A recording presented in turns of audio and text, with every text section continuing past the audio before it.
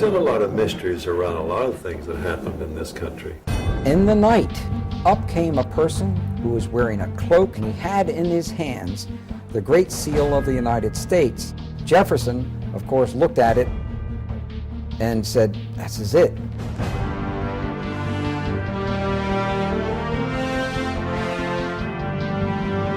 It's a very dangerous thing to reveal the truth, but we have to. Let's go back to really important individuals here. His name is Nicholas Roerich.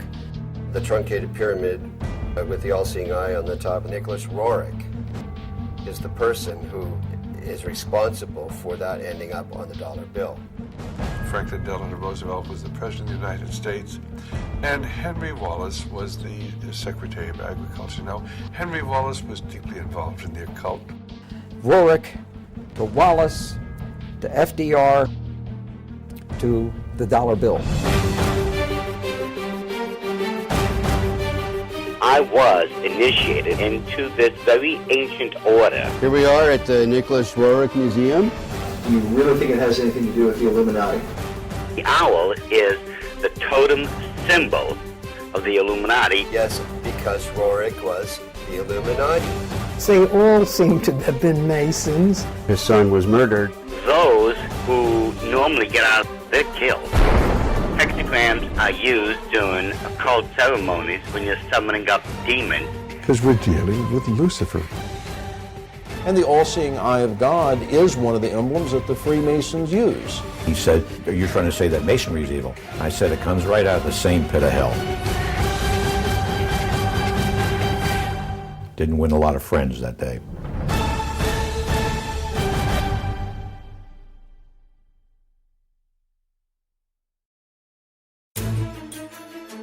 Our history of the dollar bill is a strange telling, one that involves an American president, a former vice president, a mysterious Russian mystic, and a determined Jewish researcher, on the trail of an ancient artifact that is said to have been in the possession of the most powerful rulers in history, and somehow directly influenced the design of the dollar bill.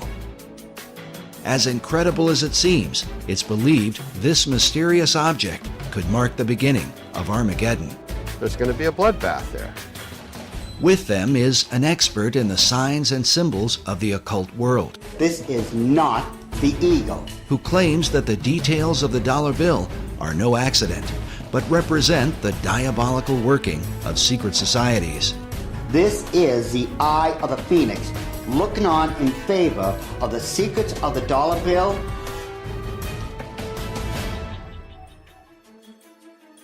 Most debates about the design of the dollar bill usually involve the founding fathers of America, but it's important to remember that they only designed a Great Seal. There are many details to the dollar bill that go far beyond the seal itself. The Great Seal was developed through 3 committees, involving a total of 14 men. But in the end, the work was submitted in June of 1782 by essentially one man, Charles Thomson. What is little known is that while Thomson presented a preliminary sketch, his final design was submitted to Congress only in the form of a written description. Looking at the rough drawings Thomson put together with artist William Barton, it becomes clear that many of the specific details of the seal, as we know it today, were added later on. For example, above the head of the American eagle are 13 stars that form a 6-pointed hexagram. While Thomson's description called for the 13 stars, their hexagram formation was not part of his original description and is not present in the earliest realizations of the design. The hexagram seems to have been added in the 20th century. The nature of the Great Seal is so mysterious that some believe that it came from a supernatural force. An account recorded by Dr. Robert Hieronymus in his book, Founding Fathers, Secret Societies, says that the Great Seal was given to Thomas Jefferson by a mysterious cloaked figure. I love that story. The Founding Fathers were trying to get the Great Seal of the United States designed. They needed to have a design for the Great Seal to represent our nation. And Jefferson went outside in the night, and up came a person, an individual who was wearing a cloak whom he couldn't totally see, and he had in his hands the Great Seal of the United States. And he basically said, or this being said, you know, you're struggling over the symbol for our nation? Here it is. The account reads that Jefferson told a strange story. A man approached him wearing a black cloak that practically covered him, face and all, and told him that he, the strange visitor, knew they were trying to devise a seal, and that he had a design which was appropriate and meaningful. Jefferson, of course, looked at it, according to this story, and said, this is it. This is it. He knew it was it, and it was right. So he supposedly came running back into whatever, whether it was a tent or whatever it was, and he showed it to other individuals, and he told them about, they met this person outside. Of course, they went outside to go to find the guy, and he's gone. So supposedly we'll never find out who designed the Great Seal of the United States. While Dr. Hieronymus admits that he is skeptical about such stories, there are others who claim to believe them to this day. Perhaps it has something to do with John Adams, who was on the first seal committee with Thomas Jefferson. According to the written account, John Adams was there when this bizarre event took place. Oddly enough, the Adams Memorial in Washington, D.C. is adorned with this mysterious cloaked figure. Perhaps it's just a coincidence. The first historical account of the Great Seal's design was written by a 19th century American Army officer named Charles A.L. Totten. In his book on the secret symbols of the dollar bill, Masonic author David Oveson writes that Totten equated the birth of the United States with the beginnings of what he called the New Atlantis, a title given to a work by Sir Francis Bacon, one of the mysterious financial backers of the Virginia colony. Oveson goes on to write that the Great Seal and the dollar bill represent the most extraordinary example in history of the public evolution of a magical design. Even as Sir Francis Bacon and his contemporary, Dr. John Dee, were said to be in contact with the spirit realm, there are those who believe that it is this dimension that has been guiding the course of America and the so-called evolution of the dollar bill.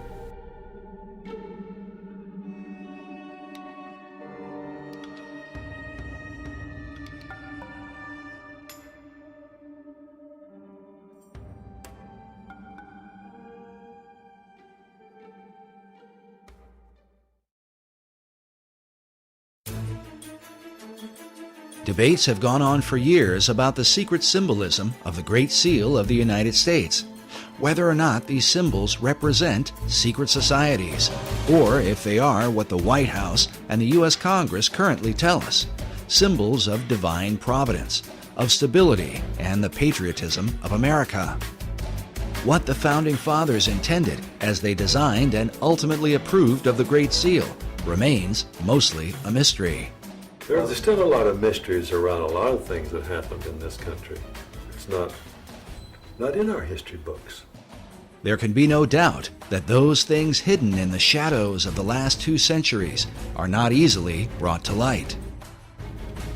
But when one comes into the modern era, into the age of photography, film, and the advanced practices of mass media, it becomes a bit easier to document world events and the intentions of those who have helped to shape them. In the late 19th century, Harvard professor Charles Eliot Norton referred to the Great Seal as a dull emblem of the Masonic fraternity. This idea was furthered by occult philosopher Manly P. Hall in the early part of the 20th century. Hall not only believed that the Great Seal was Masonic, but that it was created through the collective consciousness of the occult societies and represented the secret destiny that they had in mind for America.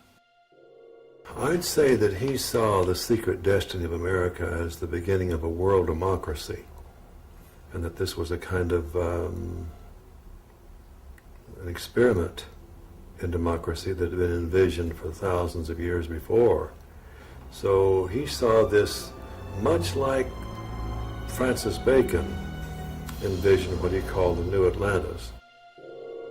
In 1926, Hall began publishing a newspaper called The All-Seeing Eye, dedicated to his occult views of philosophy.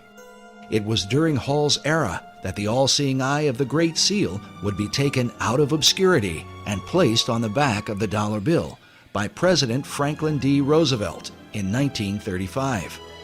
This might all be seen as just a coincidence, if not for the fact that FDR seemed to be familiar with Hall's teachings on the occult. Today, Hall's legacy is carried on at the Philosophical Research Society in Los Angeles, California, a society that Hall founded in 1934, just 1 year before the Great Seal found its way onto the back of the dollar bill. The current president of Hall Society is Dr. Obadiah Harris, shown here in what is called the Wisdom Library at PRS. According to their website, the library is made up of writings that deal with divination, tarot cards, Kabbalah, alchemy, astrology, metaphysics, Buddhism, theosophy, and secret societies. And wisdom literature is about relationships not only to each other, but to nature, to the universe. That's what this library is. This library is a library about the wisdom that is in nature and in relationships, and how it is that you can tap into that wisdom in any culture. It all overlaps. And Mr. Hall felt like that was really the future for the human race. Like Hall, Dr. Harris believes in the destiny of America. Even more interesting is that Dr. Harris's own writing on the subject was unofficially acknowledged by an important figure in FDR's White House. I wrote a little book one time. One of my first books I wrote was The Reawakening of the Americas. So we usually lose sight of the fact that the whole continent. And I got a little 1-cent postcard from Eleanor Roosevelt thanking me for that. I carried that around for years because I thought that was a great compliment. But even more important was the familiarity that President Franklin Roosevelt had with the arcane literature in Manly Hall's so-called Wisdom Library, a collection of occult books that Hall had gathered from all over the world. And Mr. Roosevelt himself, you know, back in 1942, after the Pearl Harbor invasion, sent some of his people here to microfiche the works in this library because he looked upon it as a national treasure. He wanted to preserve it. And I was surprised that when I first heard that, just how much he seemed to know about such a treasure of wisdom that is contained here. FDR's interest in the arcane and mystical was further reflected in the relationship he had with his Secretary of Agriculture, Henry Asgard Wallace. And so it was then in 1935 when Franklin Delano Roosevelt was the President of the United States, and Henry Wallace was the Secretary of Agriculture. Now, Henry Wallace was deeply involved in the occult. Wallace's interest in mysticism was well known in circles around Washington, D.C., but it was something that would eventually damage his career in American politics. H.L. Mencken dubbed Wallace the Swami, while it was also said of him that he was the only cabinet member who dabbled in the occult and who could cast a horoscope. In spite of all this, FDR ardently defended him. According to one account, when one of FDR's close advisors worried that many people considered Wallace a mystic, Roosevelt snapped, "He's not a mystic, he's a philosopher. He's got ideas, he thinks right, he'll help people think." But the question was, who was helping Wallace think? This question has been deemed critical because it was Henry Wallace who suggested to FDR that the Great Seal be placed on the back of the dollar bill. But why? Well, it has a lot to do. Let's go back to really important individuals here. His name is Nicholas Roerich.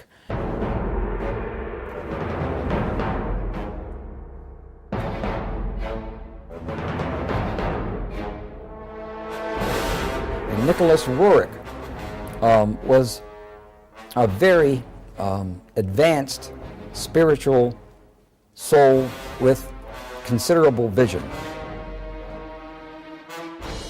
Nicholas Roerich was also a Rosicrucian. He was also a member of other secret societies. Roerich was a Russian painter and mystic who was deeply involved in theosophy and the teachings of Madame H.P. Blavatsky.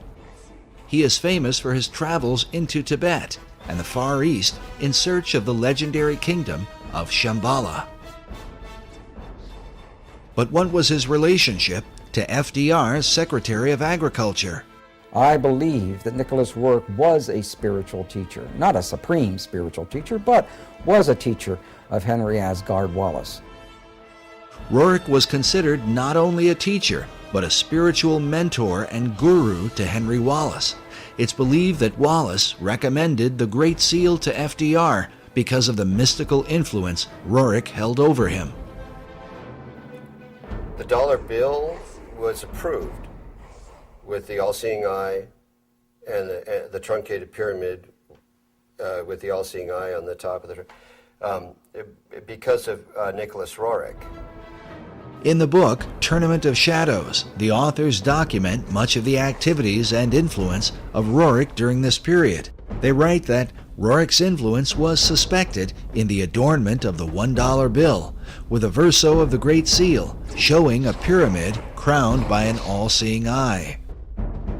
The story of Wallace's role with FDR is told by the State Department in an official history called The Eagle and the Shield, a history of the Great Seal of the United States. Henry Wallace, while sitting in the State Department, found a booklet on the Great Seal of the United States. Wallace recollects that day in letters he wrote in 1951 and in 1955. He says, turning to page 53, I noted the colored reproduction of the reverse side of the seal. The Latin phrase Novus Ordo Seclorum impressed me as meaning the New Deal of the ages. In terms of the dollar, if there's a code about the New World Order, I think that they jumped a few decades from the New Deal, because the Novus Ordo Seclorum can be translated to the New Deal in English as easily and readily as to the New Order or the New World Order. Initially, Wallace envisioned the Great Seal appearing on a coin. He took the idea to President Roosevelt. So when Henry Wallace saw this booklet and saw this pyramid in the Iron Triangle, he was a Freemason. He was a member of a secret society. Immediately he said, whoa, what a symbol to have and not use. Let's use this. So it was he that went to the president, FDR, and FDR, being a Freemason, looked at those symbols and said, hey, yes, wow, this is, that's the New Order of the Ages. What's the New Deal?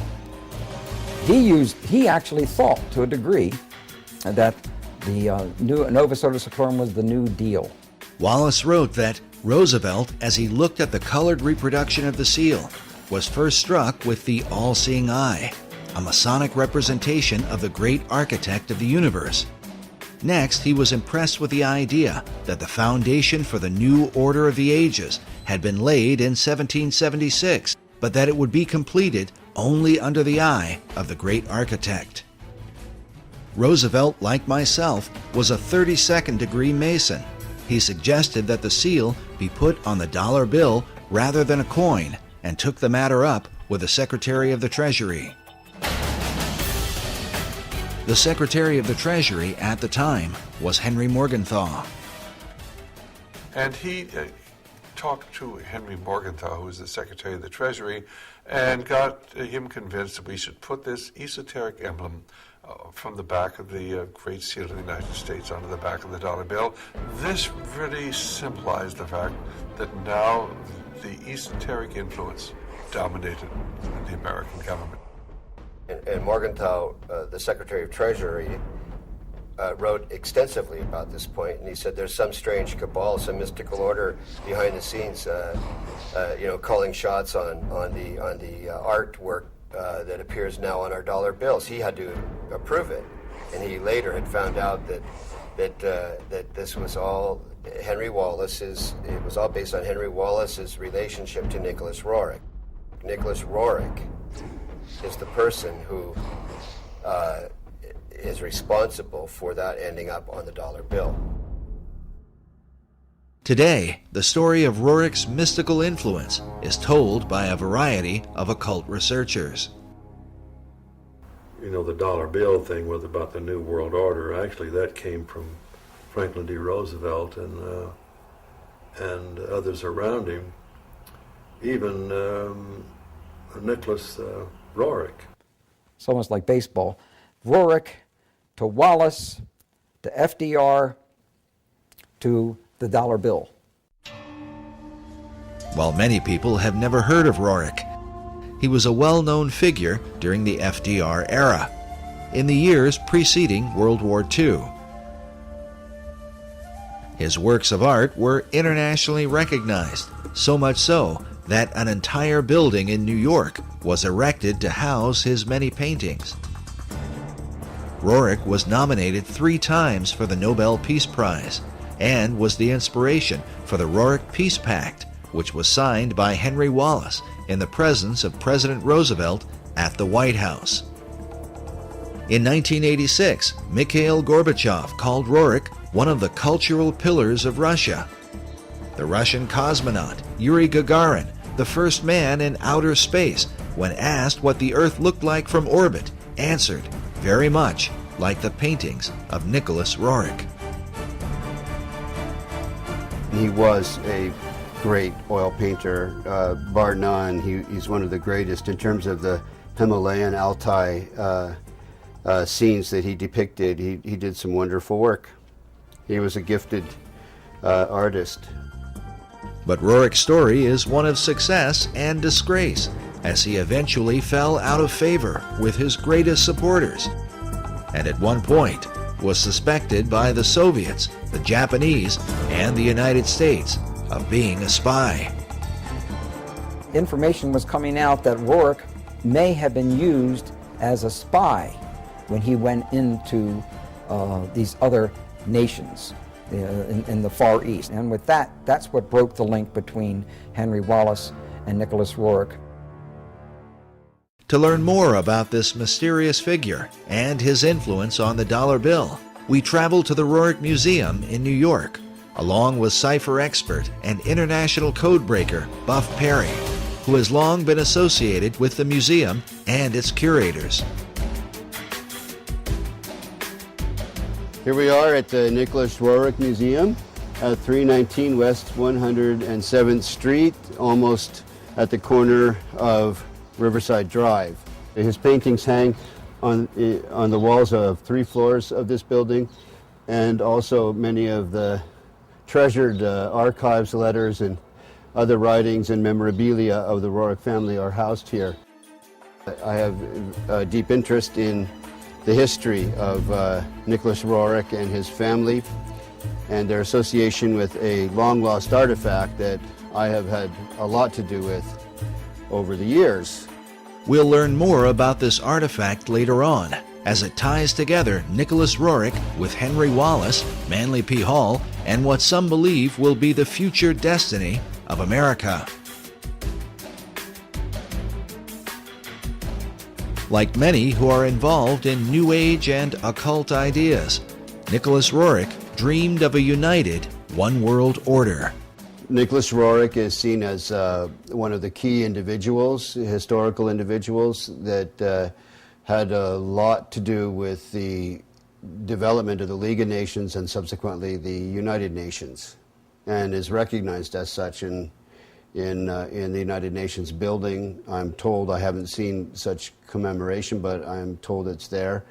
And the history of the United Nations is often characterized in association with Nicholas Roerich's global peace efforts. Roerich's dream was shared by his disciple, Henry Wallace, as demonstrated by the book Henry A. Wallace, His Search for a New World Order.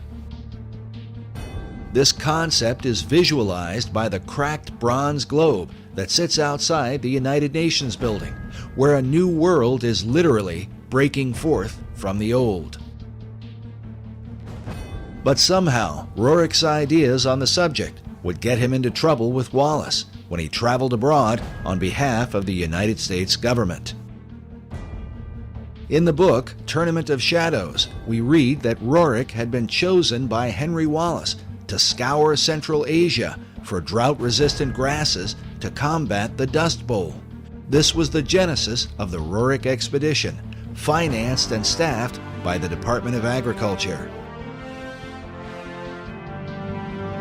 But during his 2-year expedition, Roerich seemed to be on a mystical journey, one that involved his quest for the legendary city of Shambhala, and literally searching for signs of the second coming of Christ. Nicholas Roerich's idea was that the second coming of Christ may happen within years, and that's why he visited India, China, etc., and Russia, and digging up and trying to locate spiritual centers and spiritual information along those lines. Authors Meyer and Bryzak write that the search for Shambhala, which he identified with the second coming of Christ, and the Maitreya, or Buddha to come, obsessed Roerich. His paintings and writings thereafter conjured up his vision of a new age of peace, brotherhood, and enlightenment. But Roerich's concept of Christ, shown here in one of his paintings, was dramatically different from that of traditional Christianity. Both Roerich and Wallace were members of the Theosophical Society that was founded by Madame H.P. Blavatsky in the late 19th century. Blavatsky's view of religion can be summed up in her book, The Secret Doctrine. She makes use of the phrase, Demon est Deus inversus, which means the devil is God inverted. Her view was based on the ancient Gnostic belief that in the Garden of Eden, the serpent who tempted the woman was really an angel of light, and that God, who had created Adam and Eve, was really the devil. The reason is because God had forbidden man from partaking of the tree of knowledge, or gnosis. This is the origin of the term Gnostic, or Gnosticism. Blavatsky further argued that Jesus was only one Messiah among many, like Buddha, Krishna, and Muhammad, and that the fifth Buddha, also called the Maitreya, is the last Messiah who will come. She says he will appear as Maitreya Buddha, the last of the avatars, or way-showers. This belief and expectation are universal throughout the East. This is the event that is said to have consumed Nicholas Roerich, and that he would have taught to his devoted disciple, Henry Wallace. The proof of their bizarre relationship was more fully revealed in a series of letters penned by Wallace to Nicholas Roerich. Newsweek with Westbrook Pegler and others made a very big story out of what they called the Guru letters, the letters that Henry Wallace would send to Nicholas Roerich, which obviously he considered him a spiritual teacher from that standpoint. Wallace had gone from being Secretary of Agriculture to FDR's Vice President. Though his falling out with Roerich had happened some years earlier, the Guru letters would surface once he decided to run for president. They had been obtained by cantankerous news columnist Westbrook Pegler through an unidentified source. Pegler, along with H.L. Mencken, questioned Wallace in a news conference about the letters, but he was, at best, evasive and refused to answer their questions in a direct manner. The letters were signed H.A.W., assumed to be Henry Asgard Wallace. In one of the letters, Wallace allegedly wrote of curing his headaches at formal dinners by rubbing his forehead with a Tibetan amulet. In another letter, he said to Roerich, "I have been thinking of you holding the casket, the sacred, most precious casket, and I have thought of the new country going forth, and I have thought of the admonition, await the stone, the sign of Shambhala." There's these letters, and they indicate very strongly, no matter how you want to interpret them, that he was his teacher. Wallace went on to say, "We await the stone, and we welcome you again to this glorious land of destiny." The stone he's referring to is the artifact that cipher expert Buff Perry has been following for many years now. We learned about this mysterious stone during our first interview with Perry at Manly Hall's Philosophical Research Society, where a statuette of Nicholas Roerich, holding a casket like the one described by Wallace, sits on one of the tables in the library. It was first mentioned to us by Dr. Obadiah Harris. Now, So- Dr. Harris, will you tell us about this statue here? Oh well, this would be a very favorite thing to Manly Hall. This is Nicholas Roerich, who lived in the early part of actually, he lived even in the 20th century up until 1947. There's a Roerich Museum in New York, and this, of course, is of Mr. Roerich himself. Then there's this little casket, and in this casket symbolizes what he was given, which is the foundation stone of America. And we don't know where that stone is today. I think that Buff Perry knows a little more about where it might be now. We then asked Buff Perry to explain the stone in relation to the statue of Nicholas Roerich. The statue is based on a painting his wife Helena painted of him. The casket he's holding with a cloth fabric, a kind of sacred, appearing to be Tibetan cloth fabric over it, is a casket that contains a stone that variously has been called the Chintamani in Sanskrit, meaning the stone of wisdom, the Bethel or Bethel stone, which was Jacob's pillow stone, that you read about in Torah in the Old Testament, which became known as a Bethel stone because it was used at the location of what became the town of Bethel, so Bethel. So this stone has an incredible history to it that has only recently really surfaced in terms of how it ended up in the hands of Nicholas Roerich, where it came from. There can be no question that this stone in the casket consumed Roerich through the latter part of his life. His paintings are filled with the repeated imagery of it. And here you have a man delivering that casket up again. It appears in, it seems like almost all of Roerich's paintings. These are supposed to be his family and ascendant masters carrying the Rothenberg casket in which that stone was kept. Roerich called the stone the treasure of the world. Even his wife, Helena, is pictured in this portrait, which hangs in the Roerich Museum, with the casket resting next to her, something she and her husband had received under mysterious circumstances in 1923. Everything changed once they received this. But why would this artifact be of interest to FDR's Vice President, Henry Wallace? And how could it relate to the design of the Great Seal on the dollar bill? As Buff mentioned earlier, the stone is said to be the pillow stone of Jacob, upon which he had his dream of a ladder that stretched from earth to heaven, with the angels of God ascending and descending on it. The ladder itself is a recurring symbol in secret societies, especially Freemasonry.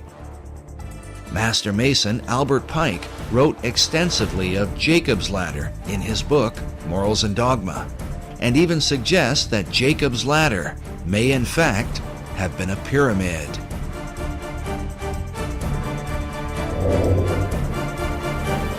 The book of Genesis tells us that when Jacob awoke from his dream, he took the stone and set it up for a pillar, and he said, "This stone, which I have set for a pillar, shall be God's house." As a result, some have come to believe that God, or the power of God, resides in the stone itself. From there, the legends vary, but one account says that the prophet Jeremiah took the stone and carried it into Scotland, where eventually the Scottish kings were crowned upon it. In late March 1306, Robert the Bruce was enthroned as King of Scots at Scone in Perthshire.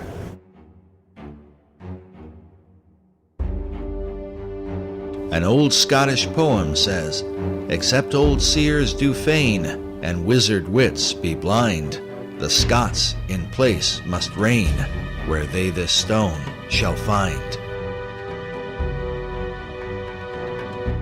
Eventually, the stone was kept at Scone Palace and was hence called the Stone of Scone.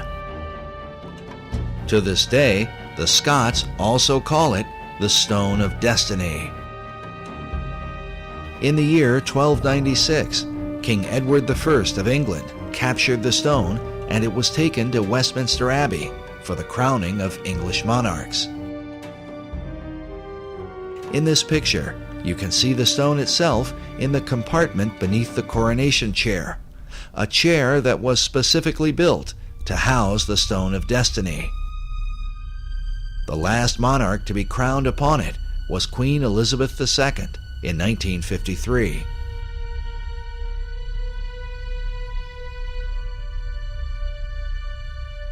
But in 1997, the English supposedly returned the ancient stone to the Scots, with the understanding that the future monarchs of England would continue to be crowned upon it. Today, the stone is said to be housed inside Edinburgh Castle in Scotland.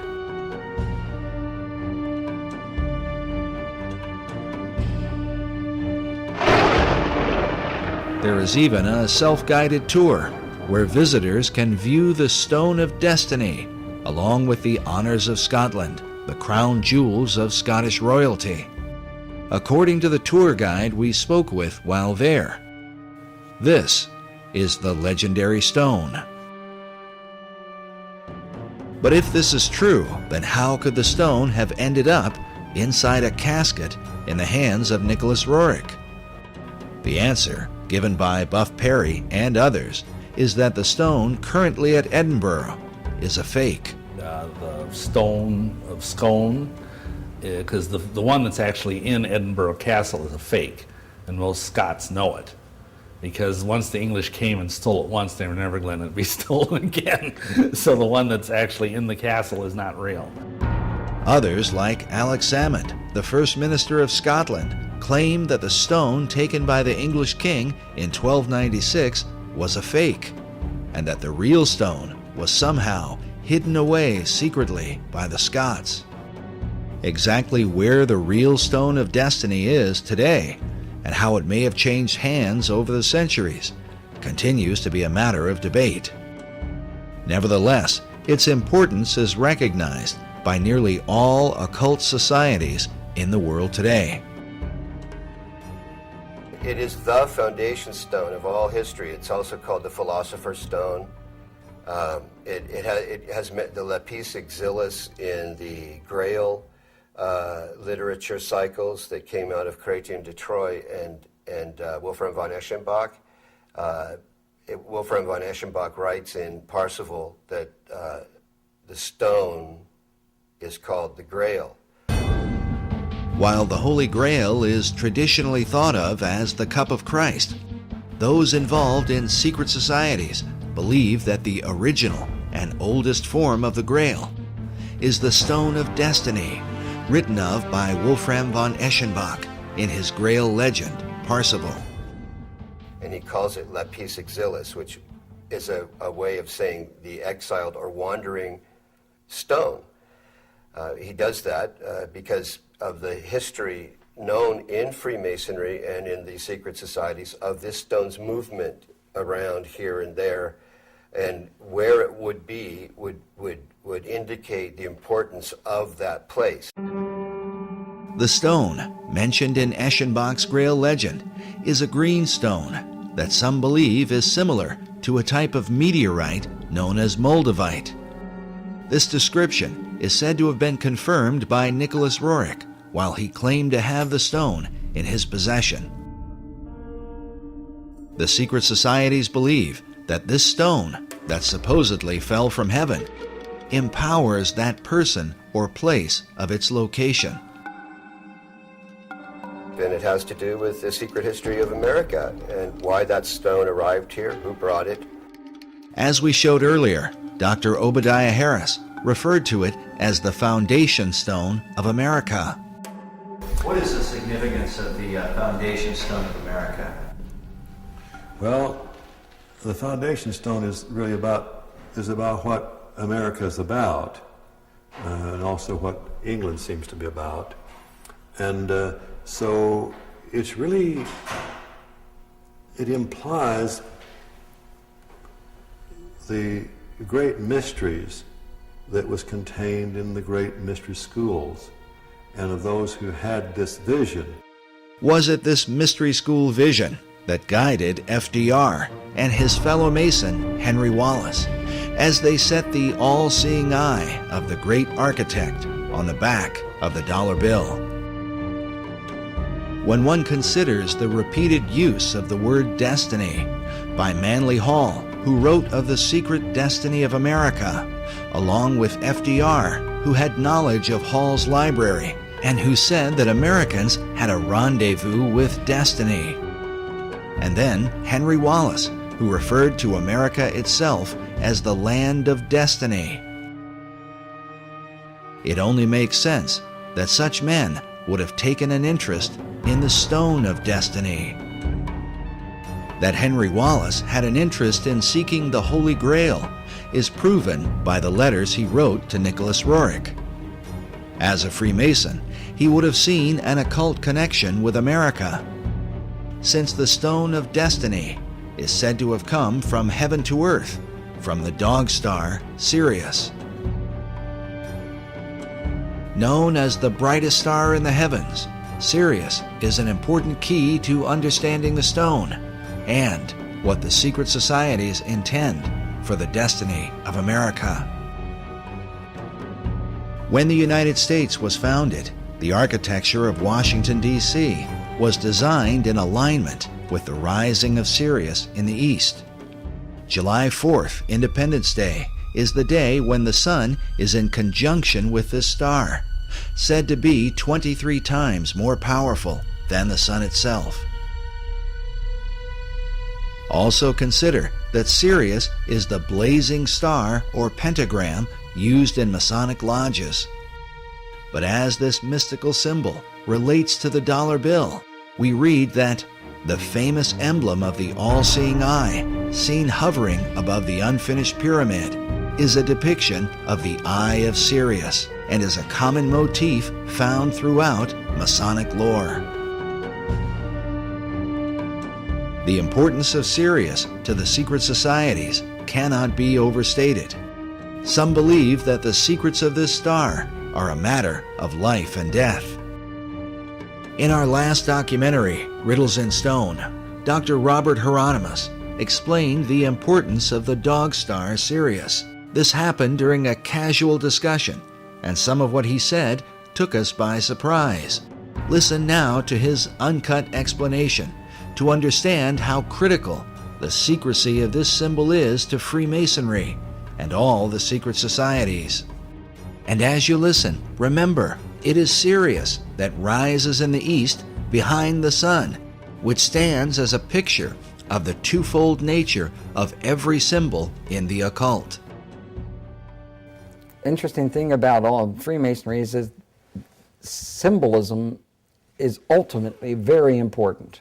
They don't put a lodge in the east because it's a nice place and it looks good. They put it in the east. The masters have put it in the east, so because it's the rising sun. It's the rising sun. You're catching the energies of the light, right. and to them, they didn't believe that the sun was God.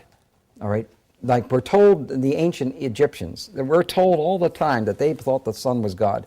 Well, to simplify it, do I have time to tell them this part? Yeah. Oh, yeah. Okay. All right. As with all secret societies, you have levels, and if you're on the lower levels, you don't even know they're upper levels. They don't even tell you. Right. You bump into it by accident, or someone comes along. Now, in Scottish Rite, that's something different, because they know that there's a. But before then, and basically secret societies such as, let's go to ancient Egypt. To the ancient Egyptians, the priest would tell the serfs, the guys that tilled the land, they would say, the sun is God. Okay?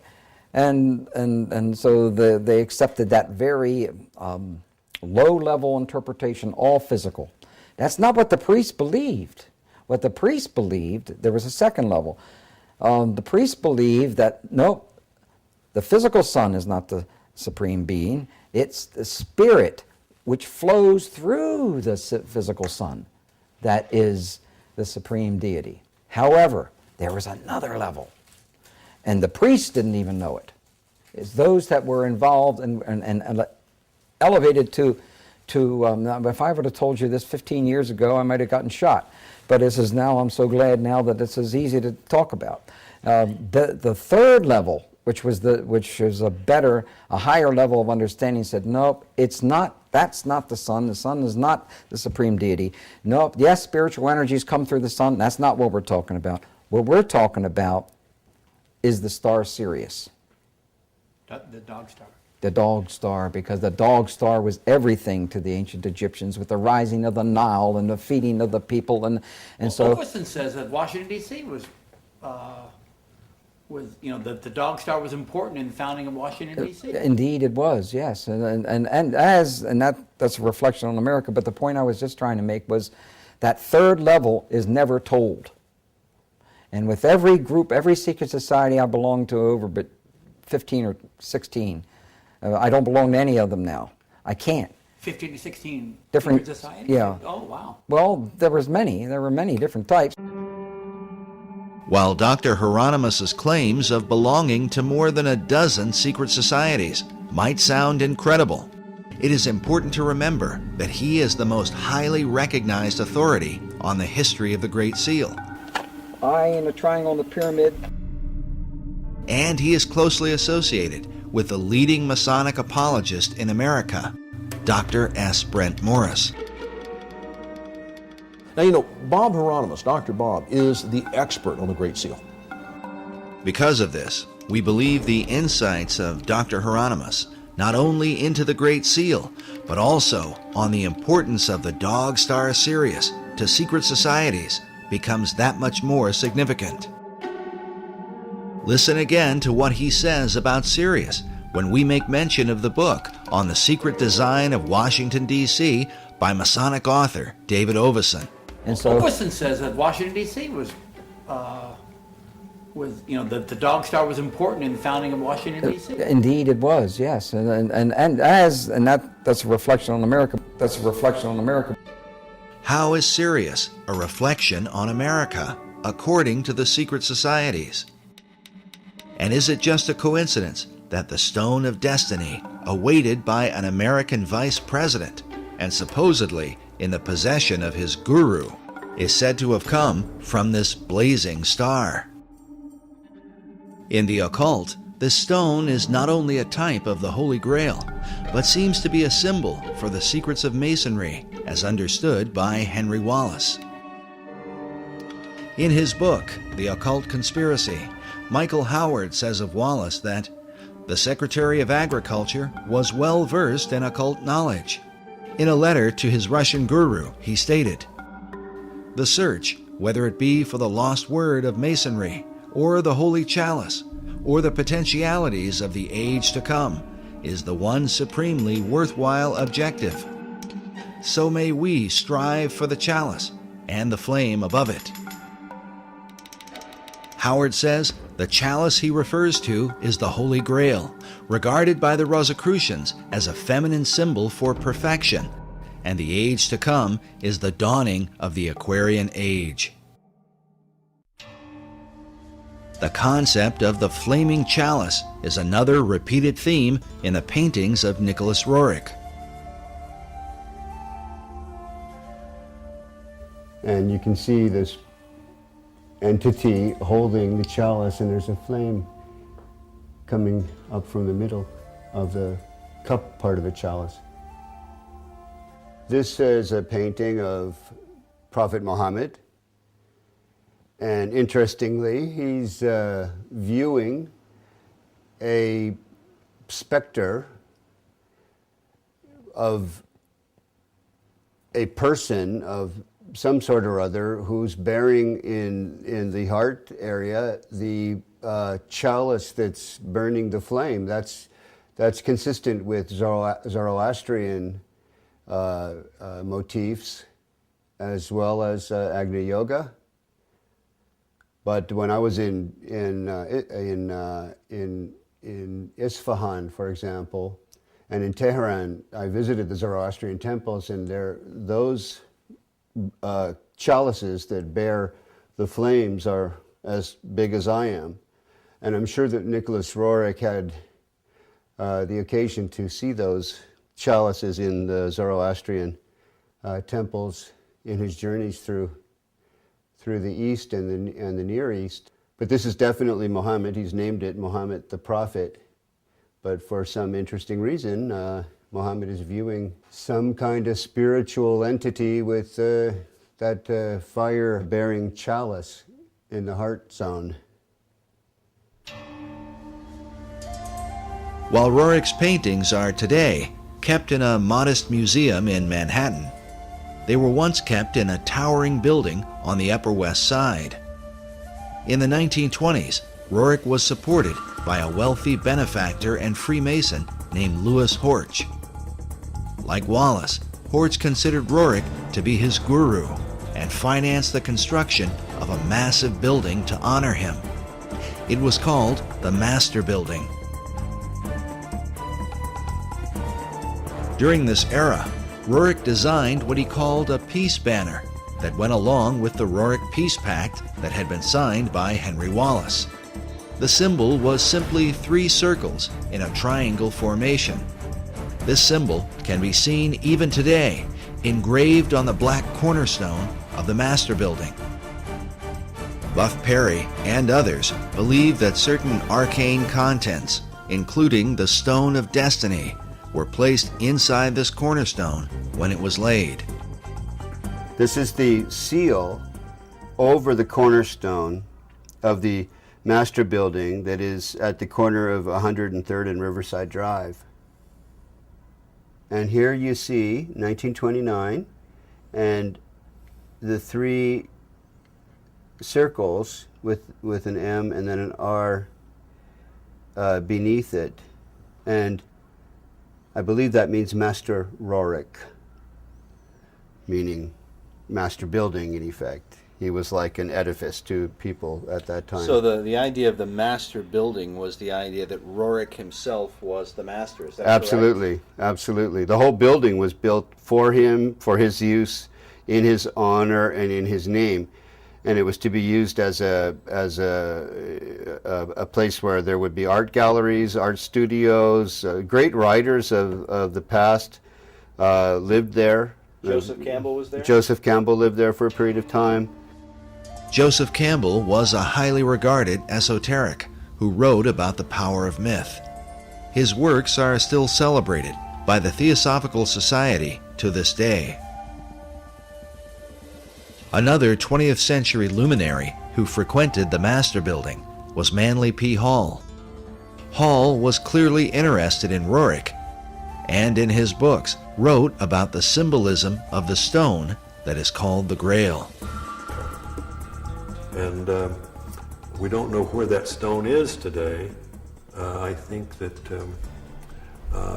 Buff Perry knows a little more about where it might be now, but some believe it's in the foundation stone of the Roerich Building, the Roerich Museum there in New York. Mr. Hall used to go to the Roerich Museum in his early days, just after he had written the big book called The Secret Teachings of All Ages, because there in the penthouse of the Roerich Building met the very elite, the esoteric elite you might say, who were really into not only the mysteries of the great world religions, but also the mysteries that many people don't know that was part of the motivation in the founding of our own country. While the Master Building today is used mainly for apartment living, the penthouse, located in the upper levels, is still there. Is it possible that Henry Wallace could have been one of those esoteric elite who met there with men like Manly Hall? There is at least one record of his meeting with Nicholas Roerich at the Master Building. American Heritage reports that Wallace visited the museum and was thrilled beyond measure to receive a brief audience with Roerich. He found the artist's appearance, demeanor, and plans to promote culture and peace extremely impressive. He admired Roerich's paintings because he said they gave him a smooth feeling inside. The article goes on to say that Wallace avidly read the painter's writings and frequently communicated with the officials of the Roerich Museum. Whether FDR himself ever attended the penthouse meetings is unknown, but it is reported that the president's mother was an admirer of Roerich, and Roosevelt himself had once met and been favorably impressed by the artist. It is also worth noting that in 1932, First Lady-elect Eleanor Roosevelt gave a lecture at the Roerich Museum Lecture Hall. American Heritage writes, the State Department grew very nervous about Roerich, but he had influence in the Oval Office. With such connections, is it possible that inside the mysterious penthouse at the upper level of the Master Building, the so-called esoteric elite decided on the design for America's dollar bill? Remember that the Master Building was finished in 1929. The Great Seal was not placed on America's currency until 6 years later, in 1935. All of the players in this drama were involved in Masonry, including the Secretary of Treasury, Henry Morgenthau. When Morgenthau, the Secretary of the Treasury, regretted having placed the all-seeing eye on the verso of the American dollar bill, he made reference to a small Kabbalistic group that used that symbol in their ceremonies, and because of that regretted that that symbol ever would have made it onto the dollar bill, which to me is rather peculiar because Masons for centuries had already used that all-seeing eye in their lodges, in their literature, and in all means and manner of expression. Perry's suggestion is that while Morgenthau, as a Mason, might not object to a Masonic symbol, he was concerned about the influence of what appeared to be a personality cult surrounding Nicholas Roerich. He was a little embarrassed that perhaps all of the information got out that Nicholas Roerich, the guru, would have been instrumental in seeing to it that that symbol ended up on the dollar bill. We took a trip to the Master Building and met with the building's historiographer, Mildred Spicer. She lives inside one of the apartments with a view through the right-angled windows that are famous for being the first of their kind. Whether or not they were intended to represent the Pythagorean right triangle, a favorite symbol among Masons, is for the viewer to decide. Rorick's idea was to have that Mason symbol put on the dollar bill, so every resident in the U.S. is connected to Rorick through the dollar bill. While we were there, Mildred confirmed that Rorick's chief financial supporter, Louis Horch, was in fact a 33rd degree Freemason. And that was given, sent to me by Oriole. Her father was Louis Horch, and she and her mother, Nettie Horch, were very involved with the museum. And during this time, they were caught up in the mysticism of Rorick. And those who were part of Rorick's inner circle were invited to the highest level. With Mildred's help, we were able to make our way up the elevators and then the many stairs to the much talked about penthouse, which some have called a kind of temple or meditation room.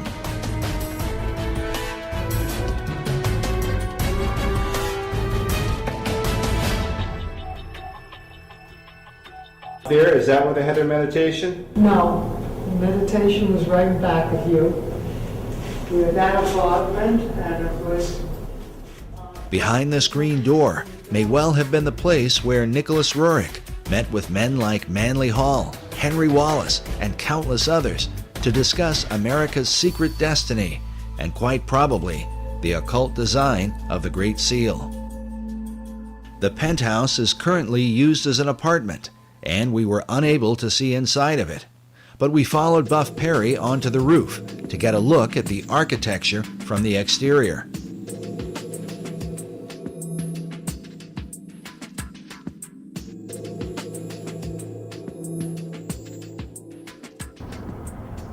We're at the very top of the master building, and behind you is the river, and in front of you is the outside walling of the meditation room or temple or whatever one wants to call it, the chapel that Roerich had constructed for his private spiritual purposes. So it's right on the other side of this wall. It's this, all this in here. And that's the very top.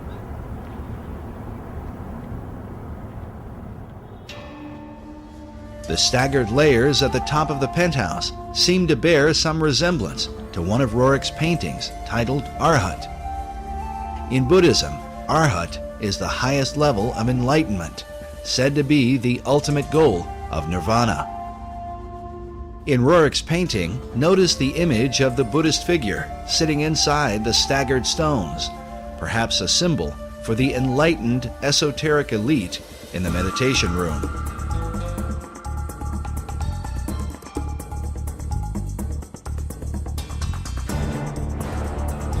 The master building rooftop is undoubtedly interesting, especially since it overlooks the Cathedral Church of St. John the Divine, the largest cathedral in the world,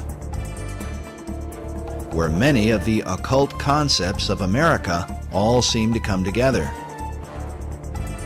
What's interesting is that much of the cathedral was being built during FDR's administration. On the outside, there is a cross before what is called the Rose Window, an obvious symbol of Rosicrucianism. Inside the cathedral, we find praying saints alongside lurking demons. An image of what looks like a Zoroastrian Maitreya hangs upon a cross at the altar. Meanwhile, an upside-down cross is seen in one of the alcoves, serving as a monument to September 11th. Elsewhere, a phoenix bird is carved beneath the pulpit. A carving of George Washington is found next to that of William Shakespeare. And on the floor is the seal of St. Albans. St. Albans was one of the names given to Sir Francis Bacon. And in the midst of it, we find obvious imagery pertaining to the Holy Grail. Some more obvious than others, like this seal on the floor of the cathedral. But notice that there are two cups beneath the cross. Could this be suggestive of the two grail concept put forth by Wolfram von Eschenbach and others, who believe that the grail is both the cup of Christ and the stone of destiny? It is worth noting that Grail legends were of great importance during the time of FDR and the whole World War II generation. Not only in America, but in Europe, Richard Wagner based his famous opera, Parsifal, on the writings of Wolfram von Eschenbach. This opera would become a central focus for Adolf Hitler, and as a result, there are some who have argued that Hitler's whole life was dedicated to the Holy Grail. Occult historian Tracy Twyman writes of what Hitler and other occultists believed about the Grail, that it dates long before the time of Christ, all the way back to ancient Atlantis. She writes that just as Hermes possessed a magic stone, which has been associated with the Holy Grail, Hercules also possessed a heavenly stone and a special cup that he carried it in. According to Plato's dialogue, the Pillars of Hercules were the gateway to Atlantis. This may be why Sir Francis Bacon used these same pillars as a symbol for achieving greater knowledge. Oddly enough, about the same time the Masons were finishing the work on the master building, Nicholas Roerich finished this painting titled The Last of Atlantis. Which brings us back to the greater mystery of the Roerich building and what may be the secret key to understanding the dollar bill. But first, how did the Stone of Destiny come into the possession of Nicholas Roerich? The receiving of this stone in the Rothenburg casket was very mysterious. Nobody's completely certain who sent it to him, but he and his wife Helena were in Paris in 1923 in an exquisite suite when all of a sudden this was delivered. And it was delivered in this box, and the box says 5 Place Vendôme, and that's 5 Vendôme Place, which was where they were staying, and it was sent from Bankers Trust, from MM, and it's addressed to Madame and Monsieur N. Roerich. And after many years, this is what has come of the Rothenburg casket that was in this pine wood box.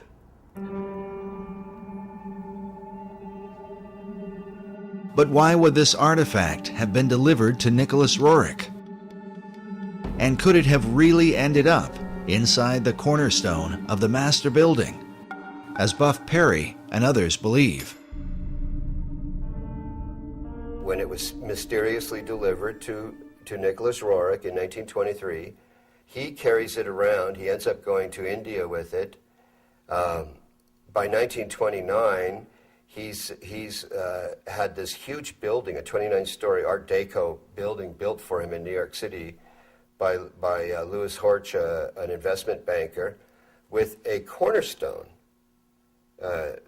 prepared to have this sacred casket bearing the stone and other artifacts sent from India, because he's now taking it in 1923 from Paris to India, and placed in the cornerstone for posterity.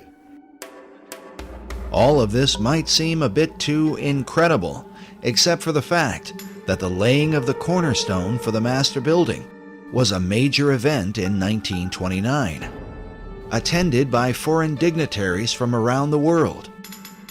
From Spain, France, Poland, Australia, Romania, and a host of other countries. Why would they all turn out for this event? This 1929 event is very important. Albert Einstein sent a tribute, which I have a copy of, to the construction of the building, to the meaning of Nicholas Roerich, who he was, what he was doing for humanity, and why the laying of this cornerstone was so important. Rabindranath Tagore, many luminaries and notables, government officials and the like, including Henry Wallace, who became FDR's vice president, first Secretary of Agriculture and then vice president in the next decade. And that becomes very intriguing, what all the connectedness is in terms of FDR, Freemasonry, and the stone. Just as Freemasons were involved with the designing of the dollar bill, they were also involved in the construction of the Master Building. As noted earlier, the Master Building was financed by Louis Horch, who was appointed to a number of government offices during FDR's administration. In fact, he was placed in charge of the Department of Commerce by his fellow Freemason and Roerich disciple, Henry Wallace. As we have seen, Wallace, in his letters, shared a fascination with the Stone of Destiny. And so the stone today is in this building? The stone is in this casket, said to be in this casket. The reports I have received from the Roerich Museum would have that stone in this Rajput casket in the cornerstone of the Master Building. The interest of men like Albert Einstein, Henry Wallace, and not to mention all the foreign dignitaries, becomes quite intriguing when one considers the full contents of the casket that was said to be placed inside the cornerstone.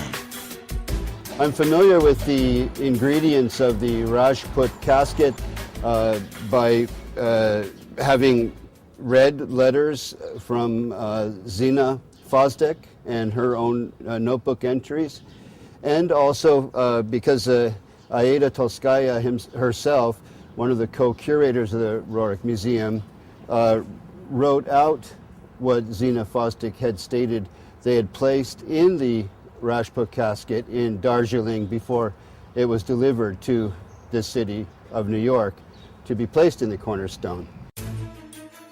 As Buff Perry explained, the letter that describes the contents of the casket comes from Zina Fosdick, a longtime devoted disciple of Nicholas Roerich, who would later become the director of the Roerich Museum. The museum photo collection is filled with images of Fosdick alongside Roerich while they were in Darjeeling, India, where the casket was prepared. As such, it stands to reason that she would have known the details of what they put inside. The letter's written by Zina Fosdick, and it was actually an entry in her diary. And what's written here is an accounting of all of the ingredients that are in the Rajput casket that was prepared in Darjeeling, India, in 1928 to be delivered to New York, to Manhattan, and to be placed in the cornerstone of the Master Building. There are a lot of interesting things that were placed in the Rajput casket. For example, an image of Maitreya printed on Tibetan paper. As we showed earlier, in the occult belief, the Maitreya is said to be the last Messiah that will come. The Maitreya is seen as the final deliverer and incarnation in the Buddhist tradition. Again, he's also Kalki in the Hindu tradition, the 10th incarnation of Vishnu. Vishnu is the great god of Hinduism. So they're not mixing up Jesus with Maitreya, but they are seeing Maitreya as a messianic figure, a world Messiah who would answer all of the expectations of all the world religions at one time.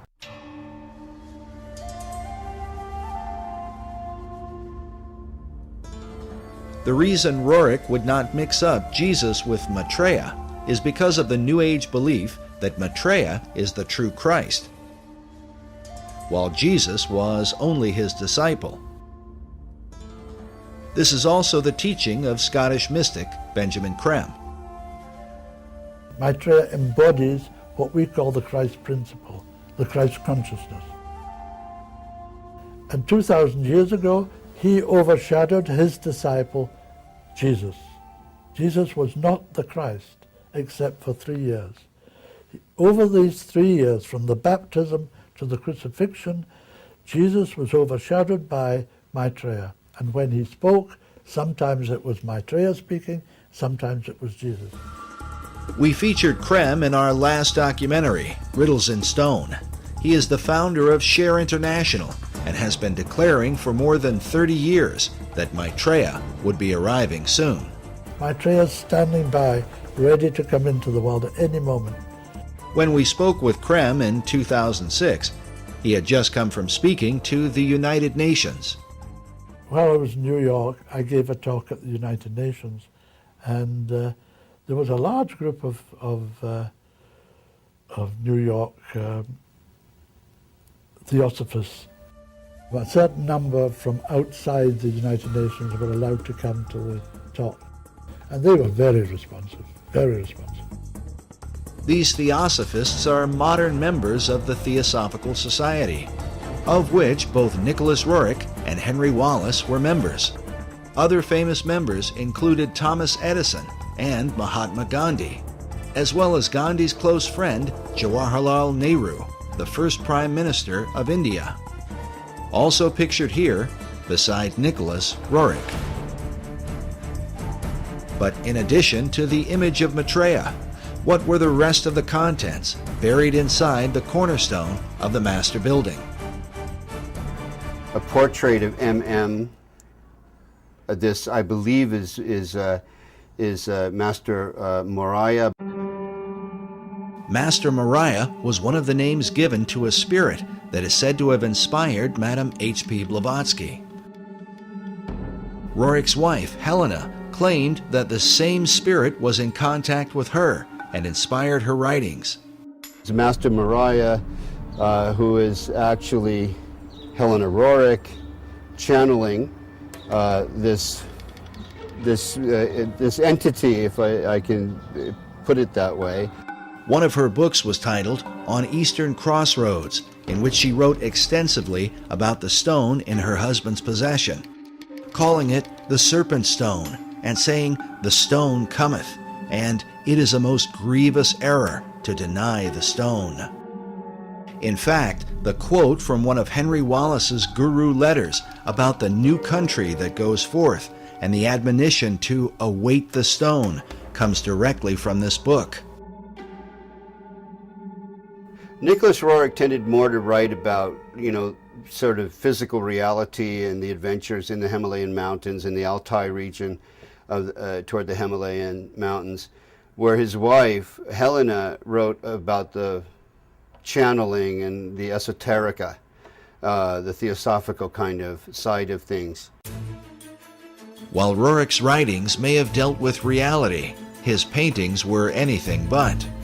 Dedicated to universal archetypes, and with them, the promise of a sacred treasure. That brings us to the third, and perhaps most important item, placed inside the cornerstone of the master building. They're all people who had varying kinds of relations with Nicholas Roerich. They were channelers, they were followers. But to me, personally, greatest interest is this side statement that Aida Tolskaya, who is also one of the curators of the Roerich Museum, wrote. Sina omits a piece of the stone that was placed in the casket. This goes back to that famous stone that the Roriks became a cause célèbre because of, and many other people wrote about later.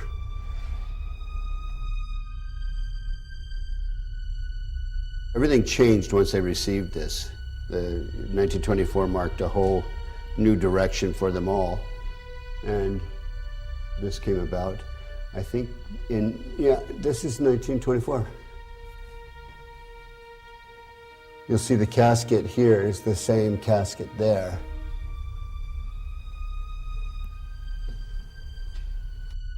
And this is a burning casket of some kind. Yeah, Chintamani.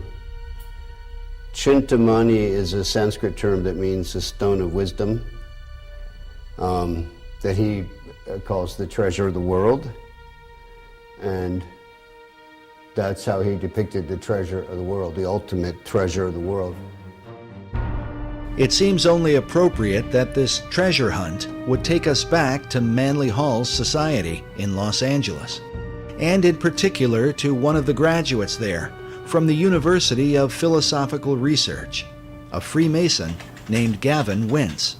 On his website, he quotes a curious passage from Eschenbach's Grail legend with a clear reference to the Knights Templar. The passage reads, "Wherever these Templars receive victory or defeat, I will tell you by what they live. They live with a stone. If you do not know it by name, I will name it for you. It is called Lapsit Exilis. The stone is also called the Grail."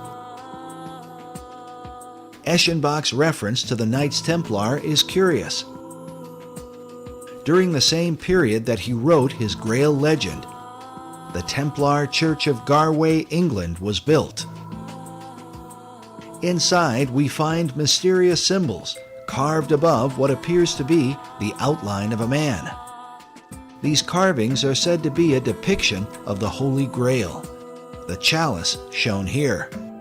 In the midst of it is a traditional Catholic host with a cross in the center.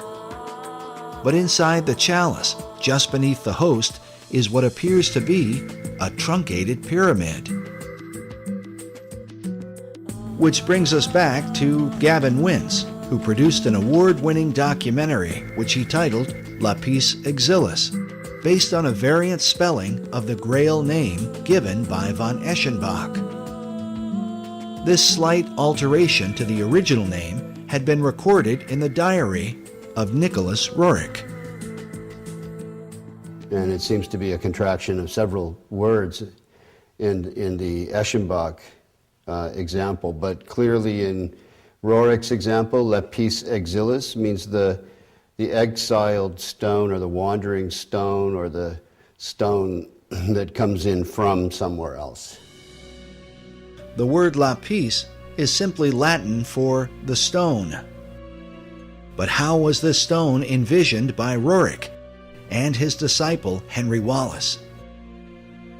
Roerich described the stone as a type of moldavite, the meteoric stone of green or emerald color. This would seem to fit with the description given by von Eschenbach in the 12th century. On his website, dedicated to the stone's history, Freemason Gavin Wentz came to this conclusion about just what Nicholas Roerich envisioned as Lapis Exilis, the stone they call the Grail.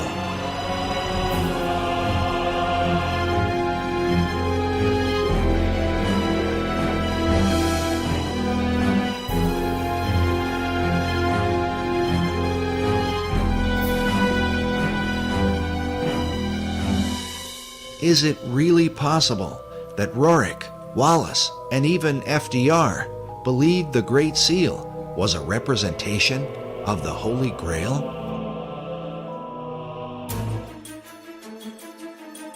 And if so, then, as the treasure of the world, would this explain why the US dollar has been used from the time of FDR onward to send financial aid to nearly all the countries of the earth for the establishment of a global society?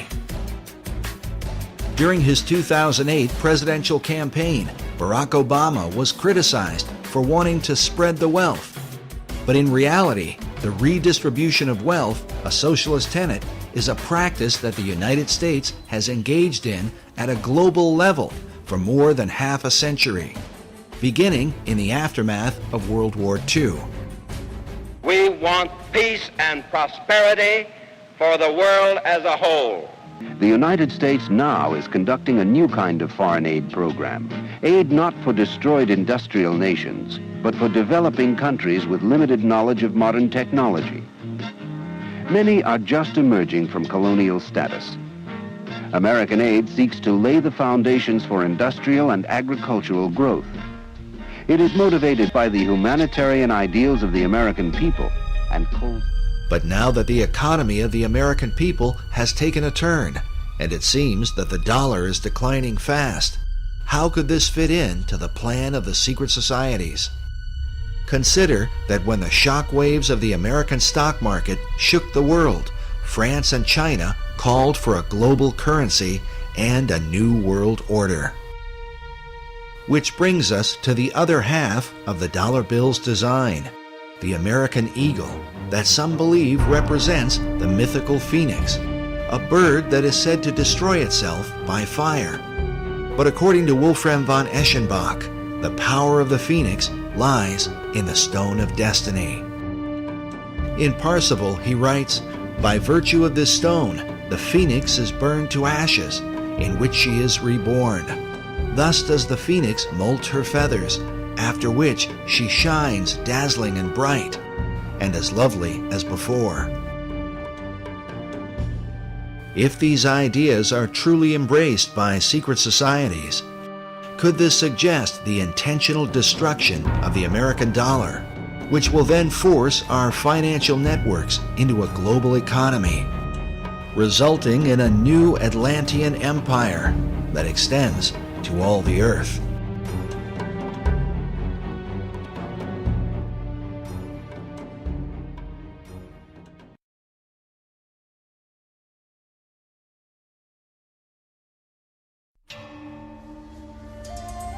As Buff Perry mentioned earlier, the stone is also called the Chintamani stone. As a symbol, the stone unites the occult traditions of both Eastern and Western mysticism. One thing is certain, those who practice the occult believe this artifact is the key to achieving the great work of all secret societies. Mark Amaru Pinkham is the co-director of a group called the International Order of Gnostic Templars. In his article titled Nicholas Roerich and the Chintamani Stone, a Holy Grail from Sirius, he writes that data regarding the Chintamani Stone maintains that it was brought to Earth by Syrian missionaries to eventually help precipitate a one-world civilization. He says there is some indication that one part of the stone has been the sacred stone of the Kaaba, which has united millions of Muslims around the globe. Pinkham goes on to write that it is known that a portion of the Chintamani stone was given to the League of Nations, whose stated goals were the creation of a one-world civilization. The association of the stone as a symbol of unity is an important part of how it is said to have come to America. It has to do with the secret history of America and why that stone arrived here, who brought it. Oddly enough, this mysterious artifact may provide the missing link to understanding how America has gone from being a Christian nation to a country beset with pagan statues, pagan monuments, and occult icons. For years, Buff Perry was financed by a leading member of the Philosophical Research Society to hunt down this stone of destiny. I learned about this stone going into Roerich's hands through the director of the Rosicrucian Order, the curator of the Rosicrucian Museum in San Jose, California. The whole concept of the stone as the Holy Grail represents the so-called perfecting of mankind. This is the theme of Rosicrucianism and Freemasonry. As Manly Hall writes, to the mystic, the stone is divine power, an ancient symbol of the perfected and regenerated man, whose divine nature shines forth. After years of research, Buff Perry now believes the stone was brought to America by secret societies from Scotland in the years preceding the American Revolution. For them, the stone was to empower the foundation of a new republic. Why is it called the foundation stone for America? The foundation stone for America because it was brought here by the Jacobites who had been arrested at Preston in 1715 in their attempt to overthrow the kings. The kings in question are the line of English kings who succeeded King James II, who was deposed from his throne in 1688 and succeeded by William of Orange. But the supporters of James rebelled against the deposing of their favored monarch. They were called Jacobites, a name derived from Jacobus, the Latin version of James. In short, the Jacobites were mostly Scottish Highlanders, who were determined to restore James and the House of Stuart to the English throne. But the reason King James II was deposed presents a powerful clue as to why America has been steadily transformed into a cornucopia of pagan and occult philosophies.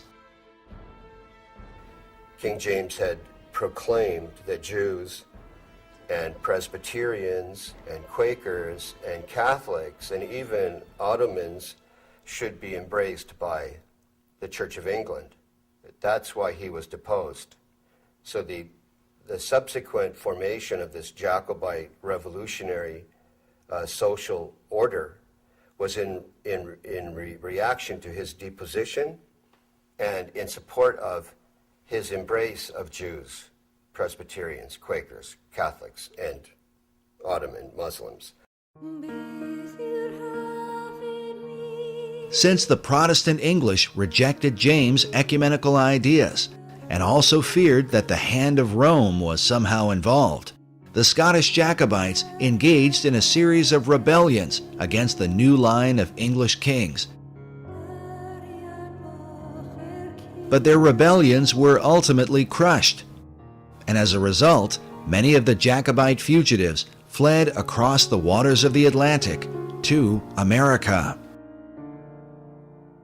In 1715, there was a rebellion in a place called Preston, northern England.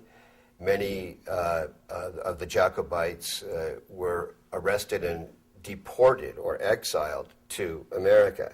Standish family, Anson family, notable families in American history, pre-revolutionary history. Families that then went on to become part of the War of Independence, the American Revolution. Notable Masons and Freemasons. These notable Freemasons were the survivors of the Jacobite resistance in Scotland, a land with a long history of secret societies, whose influence is both mysterious and extensive. Consider that centuries earlier, the Knights Templar fled persecution and are said to have hidden themselves within the Masonic lodges of Scotland. In the 19th century, Albert Pike would develop the ancient and accepted Scottish Rite of Freemasonry, which would become the most powerful arm of Masonry in America.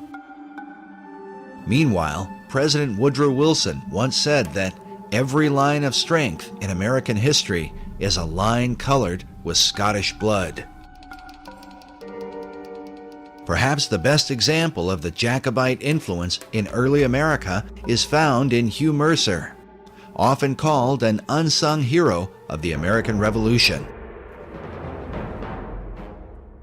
Mercer was a Jacobite doctor who supported the cause against England until their final defeat at the Battle of Culloden in 1746. He was then forced to flee to America, leaving his homeland behind. He served as Brigadier General in the Continental Army and was a close personal advisor to George Washington. It's even believed that it was Hugh Mercer who suggested that General Washington make his famous crossing of the Delaware River on Christmas of 1776. Incredibly, one of Hugh Mercer's children would marry into the Patton family and ultimately produce World War II hero General George S. Patton, whose blood and guts reputation was certainly in keeping with the Jacobite tradition. But in the years prior to the American Revolution, Hugh Mercer became a member of the Masonic Lodge in Fredericksburg, Virginia, the early members of which are said to be a who's who of Revolutionary War heroes.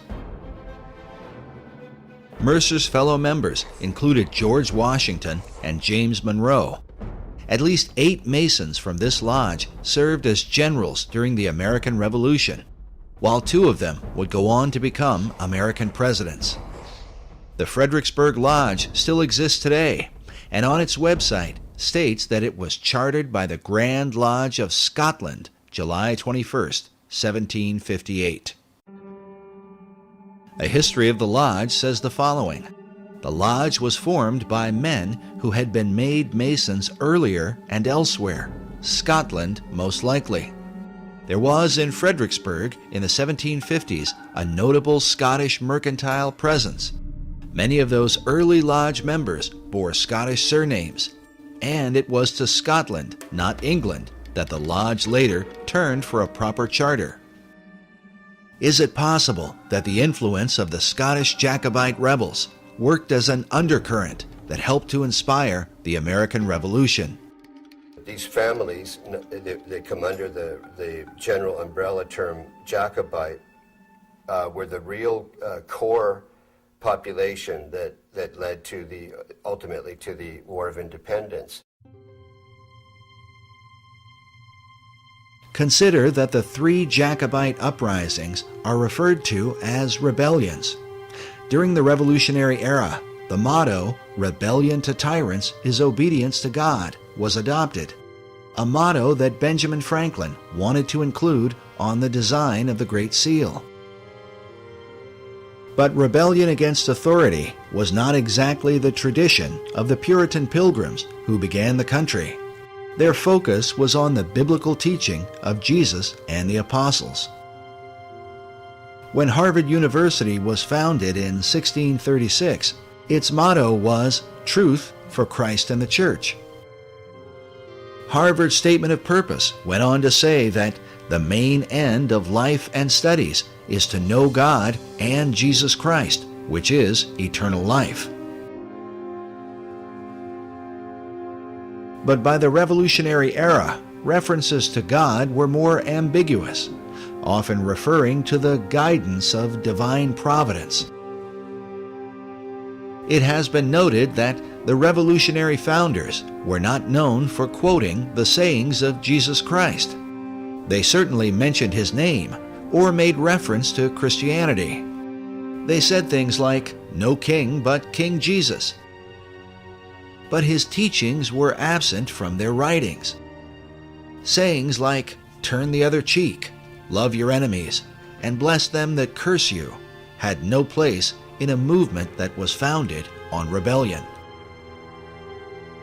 As a result, it becomes little surprise that once the new republic was founded, biblical imagery of Christ and the Gospels would be missing from the capital city.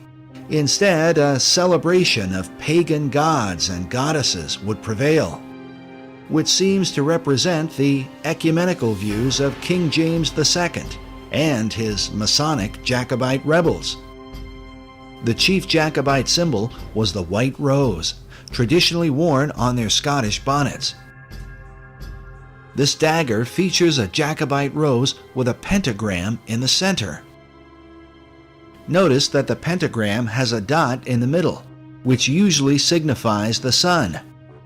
The 5 points of the star symbolize the rotation of Venus around the sun, forming a pentagram over an 8-year cycle.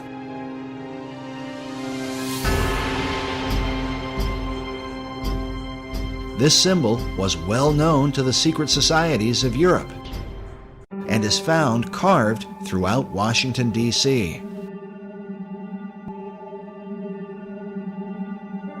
In light of these things, the question Americans today should ask is, if the idea of rebellion was in obedience to God, what God did they mean?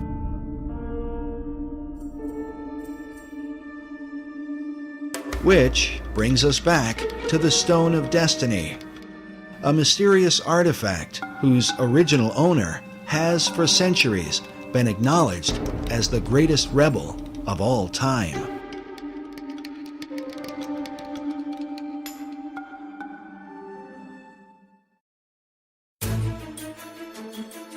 The belief is that the real stone was not captured by the English in 1296, but was somehow hidden away by the Scots.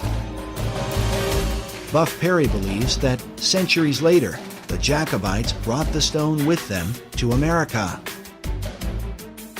To bring it over here was to, first of all, find refuge or sanctuary for it, but also to indicate this is where the Jacobite Revolution might really be successful. 1715, the first rebellion, 1745, the second, and then we have the 1770s with the Declaration of Independence. We have the Boston Tea Party, then we have the sort of prolonged war of independence, all brought about by these same people. So foundation stone, meaning this stone now is going to be placed here where the order will have its ultimate political fruition and success. Well, this is Helena Roerich, a painting of her, I believe by Nicholas, and she's bearing the white rose, which came to mean what you swear an oath of secrecy in relation to. And the Jacobites would swear sub rosa with a single white rose. Her left hand, hand and elbow, are right alongside of the casket. The symbology is extremely interesting. Just the bearing of the white rose alone is, to me, highly suggestive of what she felt to be a secret mission that was associated with this stone that they received. It seems clear that their secret mission had to do with creating a one-world order through the League of Nations and by supporting the New Deal, which both FDR and Henry Wallace believed was the new order of the ages. It was during FDR's administration that the National Archives building was completed, with the figure of what appears to be a perfected man carved upon it. The figure is called Destiny. With the word destiny used repeatedly by the key figures who influenced the dollar bill, FDR, Wallace, and Manly Hall, is it possible that they all believed the Stone of Destiny had come to America through Nicholas Roerich? But exactly what destiny they had in mind for America and the world must give us pause when we consider the full history of the stone. According to an ancient legend, the stone that fell from heaven is a jewel that was cut from the crown of Lucifer himself.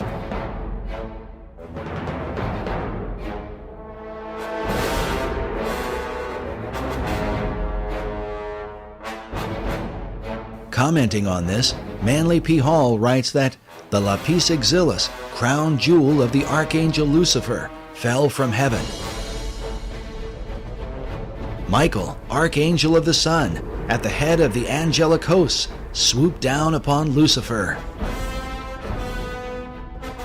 During the conflict, Michael with his sword struck the flashing lapis exilis from the coronet of his adversary, and the green stone fell into the dark and immeasurable abyss. Hall goes on to say that out of Lucifer's radiant gem was fashioned the Sangreal, or Holy Grail, from which Christ is said to have drunk at the Last Supper. This idea seems to be captured in this depiction of the Grail by Dante Gabriel Rossetti. Rossetti was a 19th century esoteric painter who is said to have influenced modern Rosicrucianism. He may well have been familiar with the ancient legend, since his Grail cup appears to be a dark emerald green, mounted in a golden frame. But according to the various legends that are told, this stone of Lucifer was divided into different parts. One part became the Grail chalice, while King Solomon is said to have fashioned another part into a ring. Yet another part became the stone of the Kaaba. While this stone is black, Manly Hall suggests that Islam venerates the color green because of its association with the Grail stone. Others believe the Grail stone is the same as the Emerald Tablet. A depiction of this tablet can be found in the floor mosaic of the Cathedral of Siena, next to an image of Hermes Trismegistus, or Hermes Thrice Great. As such, it is known as the Emerald Tablet of Hermes. Written upon it is the Hermetic maxim, "That which is below is like that which is above." The tablet is also called the Philosopher's Stone and is well known in the ancient world. Sir Isaac Newton even did his own transcription of the Emerald Tablet. In the modern world, Carl Jung is said to have had dreams of the Emerald Tablet. Manly Hall obviously knew about it and even published his own illustration. Hall writes that the oldest and most revered of all the alchemical formulae is the sacred Emerald Tablet of Hermes. In her book on the Merovingian mythos, occult author Tracy Twyman writes that the story of the Emerald Tablet of Hermes appears to be yet another incarnation of the Grail as stone. She goes on to say, the legend connected to these items and the stone they came from relate that the stone bounced off Cain's head as it fell to earth, leaving a scar on his forehead in the shape of a red serpent, the mark of Cain. This is what the Grail as stone represents.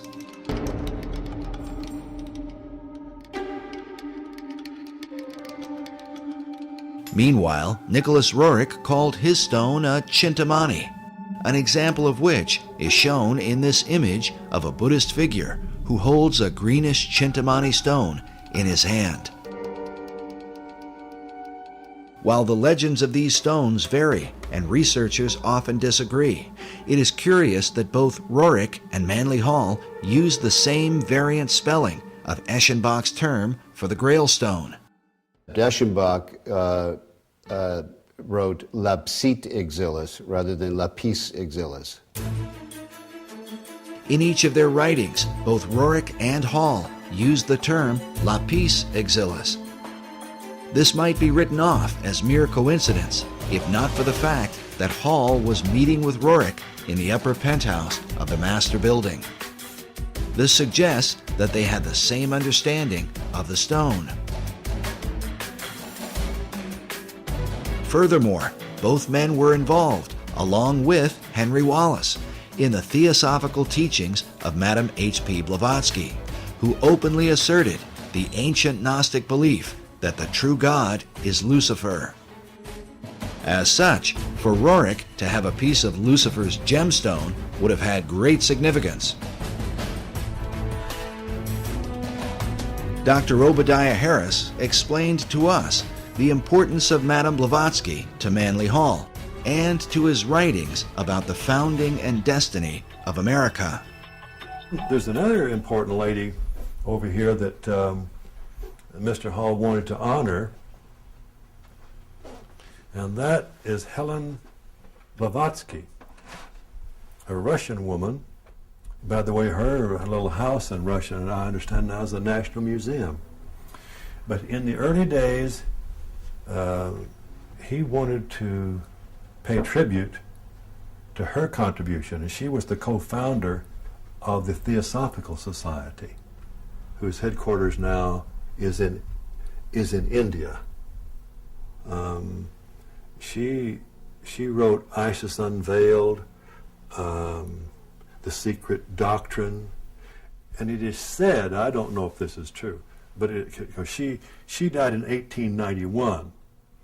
Manly Hall was born in 1901, but it is said that he had read The Secret Doctrine by the time he was 12 years old and understood it.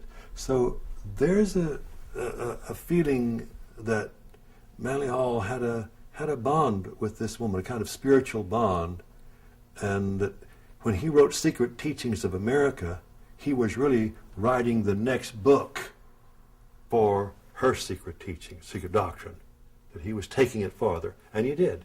So he felt that in her was a kind of something of the isthmus of the spirit that gave birth to the Philosophical Research Society. If what Dr. Harris says is true, then Hall founded his entire society on the Luciferian doctrines of Madame H.P. Blavatsky. Well, Manly Hall, of course, really was one of the leaders of this whole world esoteric movement for probably 70 years or more. And he wrote extensively about the ancient mysteries, and he eventually joined the Masons and, of course, moved up very rapidly to 33rd degree Mason, and then to the upper levels of Masonry, which are truly into the Luciferian, which most Masons have no idea even exists. In his writings, Hall said that when the Mason learns the mystery of his craft, the seething energies of Lucifer are in his hands. This quote comes from the book The Lost Keys of Freemasonry that was first published in 1923, the same year the casket had been delivered to the Roriks in Paris.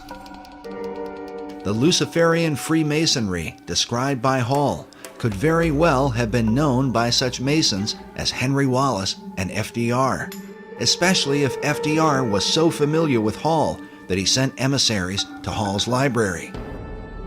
Also consider that FDR's successor, Harry Truman, a fellow Mason, had Hall's books on his shelves. And certainly, Manly Hall's view of Lapis Exilis as the gemstone of Lucifer would not likely have escaped the attention of Nicholas Roerich.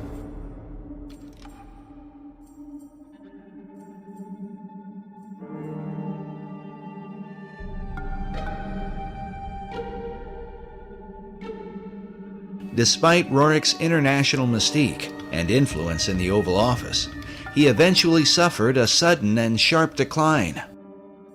While searching for seeds and grasses for the Department of Agriculture, he was also heavily involved with the politics of Central Asia. Buff Perry believes that prior to his fall, Roerich was working to amalgamate the countries of Asia into a united Buddhist theocracy that would ultimately be joined to a one-world government. In Nicholas Roerich's efforts to bring about an amalgamated, if you will, theocratic Buddhist nation that would have consisted of Manchuria, Mongolia, Tibet, part of China, perhaps part of India, perhaps some of Siberia, he was working with the Tashi Lama, who was suspected by China, particularly, and to this day very much suspected by China, as being subversive to the stability of the region. And as a result of this, Roerich became associated with accusations of espionage. Perry's further suspicion is that, at least for a time, Roerich's political efforts were on behalf of FDR's New Deal administration. We recorded the following conversation with Perry in December of 2008. So we've got the what nobody's talking about right now in American media, the North American Union, right, through the Free Trade Agreement. The European Union, which is known about, but we never hear about it on the news. Right. And now there's this Asian Union, it seems like Roerich was being used by the American government to lay the foundation for or to bring about an Asian Union. You've got it. That I accept wholeheartedly, and I think it when you read it, the details, factual details, it's inescapable that America saw in Roerich the capability of creating this great Asian Union. And he was supported by American intelligence. Roerich was supported when he was trying to bring together that great new nation. Who was he reporting to? He was reporting to the American consulates in China. The official story seems to be that once Roerich was accused of being a spy, he fell out of favor with his two greatest supporters, Henry Wallace and Louis Horch. But what about Roerich's so-called Stone of Destiny, this holy grail that he claimed was in his possession, supposedly buried inside the cornerstone of the Master Building?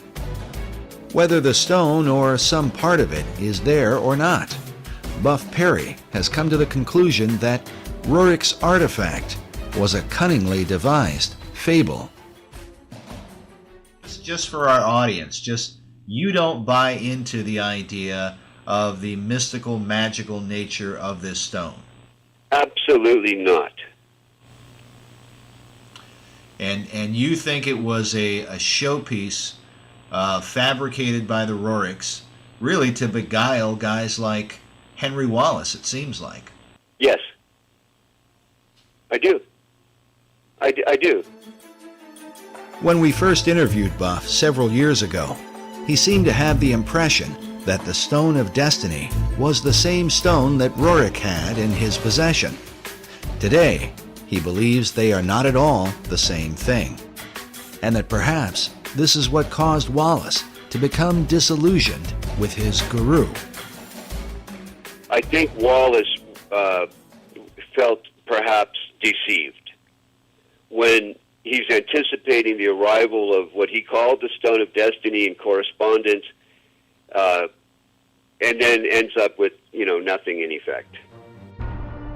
Nevertheless, Perry still believes that Jacob's Pillow Stone, which is said to be the real Stone of Destiny, was brought to America by the Jacobites and may have been recovered by the French-Canadian explorer La Vérendrye in the 1700s. The La Vérendrye stone is, clearly has some association with the Stone of Destiny. But the whereabouts of the stone today are still unknown. As a Jewish researcher, the real stone holds special significance for Buff Perry. According to the Jewish belief, the Pillow Stone of Jacob is one of the original artifacts that was kept in King Solomon's temple in Jerusalem. The stone, variously called the Stone of Destiny, Foundation Stone, Pillow Stone of Jacob, and other titles, is expected and is necessary to be in Jerusalem for the final construction of the final temple. The Jews believe that that temple, and not all Jews, but most of the Jews today, active in rabbinical orders that are preparing to, conduct all the rituals in the final temple as we speak,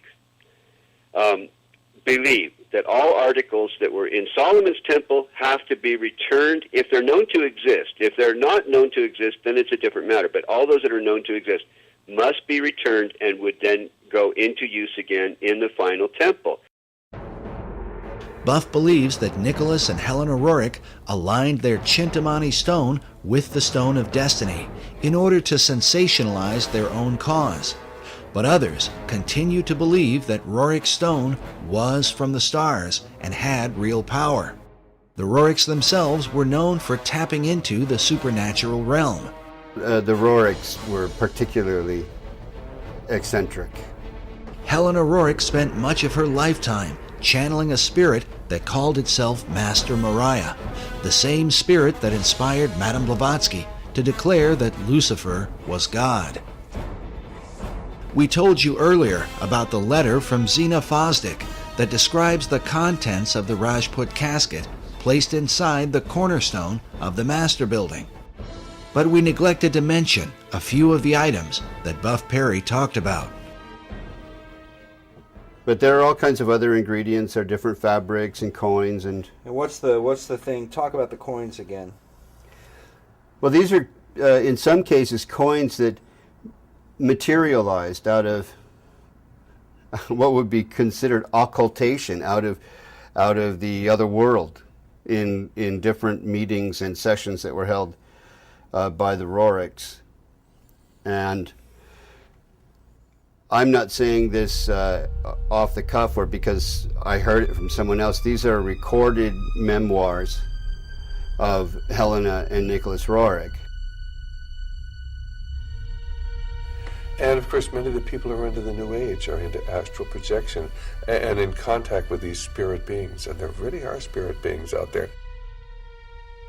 They refer to them as the Masters of Wisdom, or the Great White Brotherhood, or the Enlightened Ones.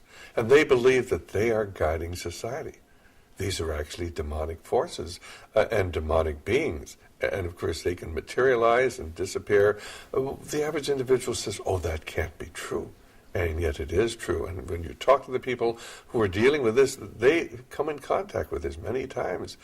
They have accessed this other dimension, which is truly a demonic dimension. And of course, tragically, it's becoming increasingly apparent here in America as we turn our back on God, and we're not really a secular society.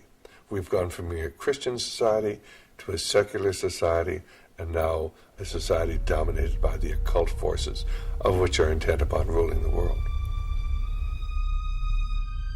If it's true that the Roriks were in contact with the spirit realm, is it then possible that these same powers could have somehow influenced the design of the dollar bill?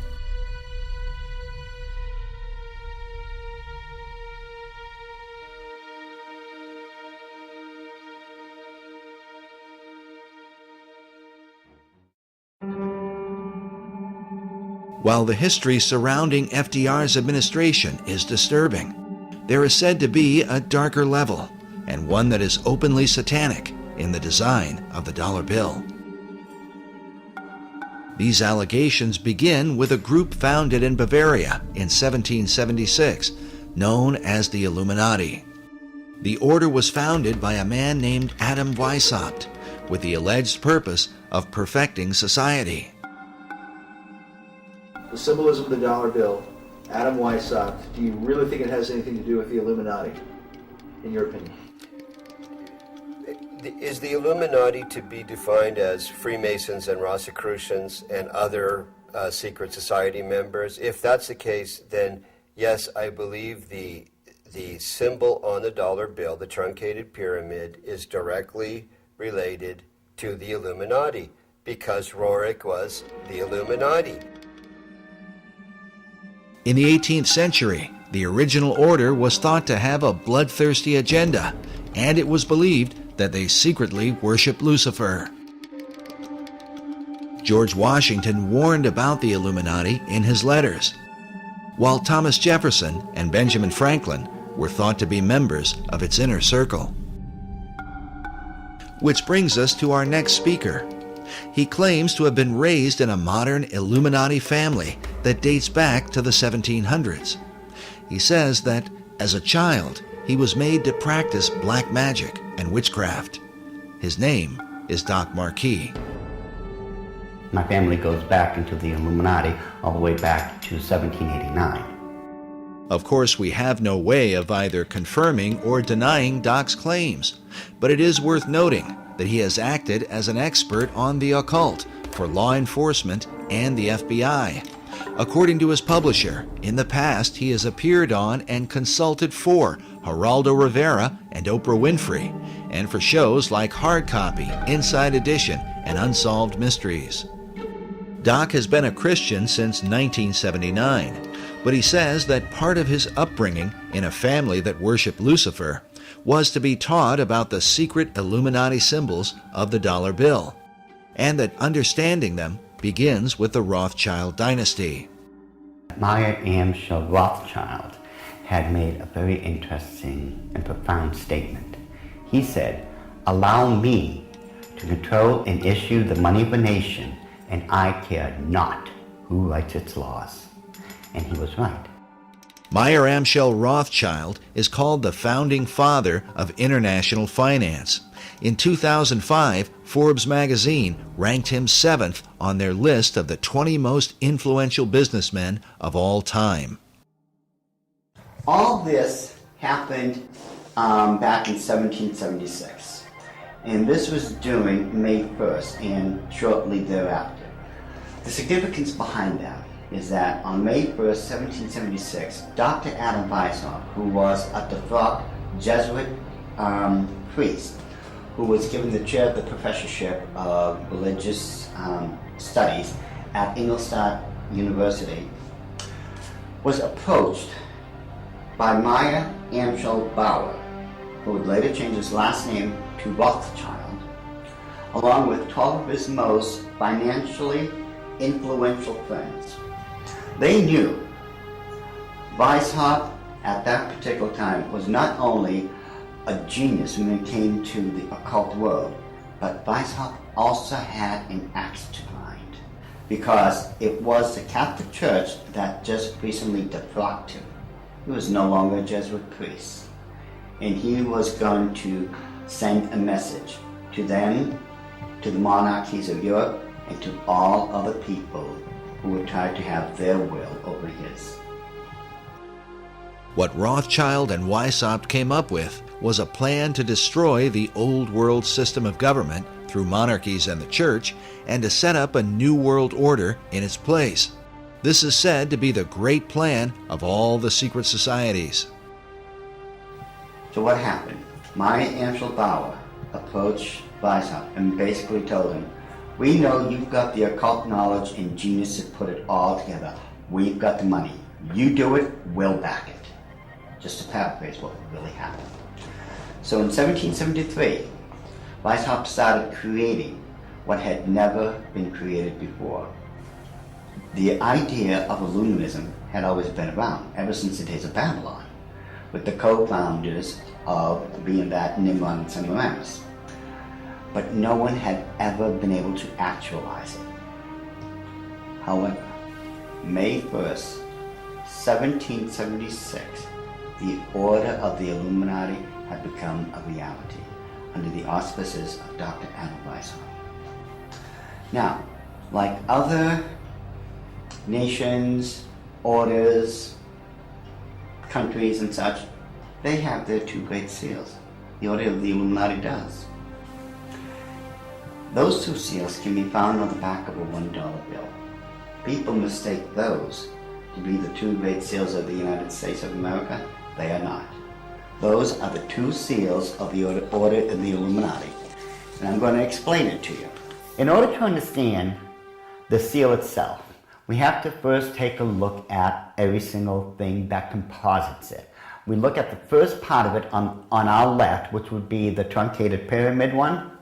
Above it is a 13-letter Latin expression that says Annuit Corruptus, and directly underneath the base of the pyramid is a 3-word Latin expression, which is Novus Ordo Seclorum. If you were to look up the word, let's say, work, in the English dictionary, you're going to find at least 50 different meanings for it. It is the same thing in Latin. Different words have different meanings. They have more than one meaning. The word seclorum, one of the definitive meanings is secular. Something that is secular is of the world. So it is proper, very proper, to translate the bottom as New World Order, the Novus Ordo Seclorum. The whole of it is saying, announcing the birth of a new world order. This would be Dr. Adam Weishaupt himself, the very first head of the Order of the Illuminati. It was Weishaupt who had himself come up with a 7-part plan to create what he called the Novus Ordo Seclorum, or the New World Order. This is the person responsible for it. The interesting thing about the front of the dollar bill is that there are 4 huge ones. There is one in every single corner.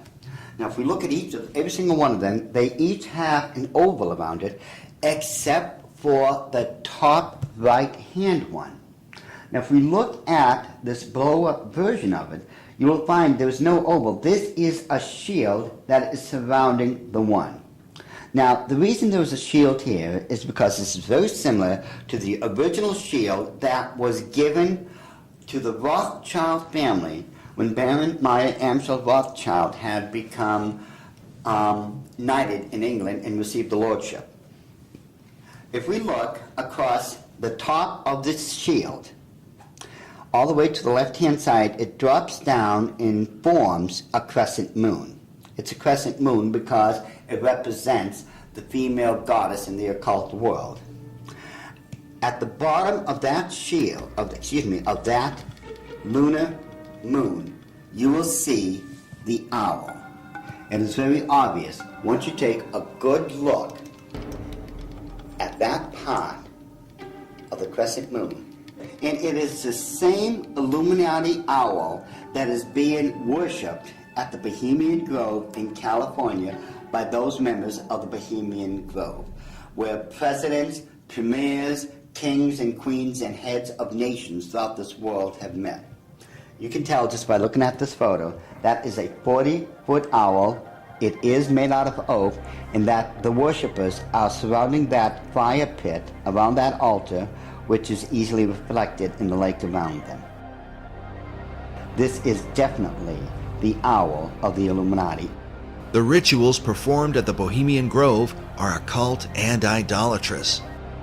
One of them, called the cremation of care, is supposed to be a mock human sacrifice, though some suggest that real killings take place. When President Nixon was there, he commented about the extreme homosexual environment at this all-male boys' club. Among other powerful American leaders who have been spotted at the Grove are Ronald Reagan, Dwight Eisenhower, Jimmy Carter, Newt Gingrich, and George Bush Jr. and Sr.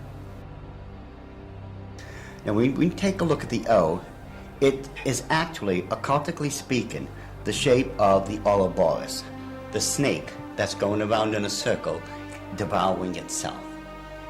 This O is actually the eye in this lady's face that they want to look at. This is the O. Now, what's in the center of this O? You take a good look.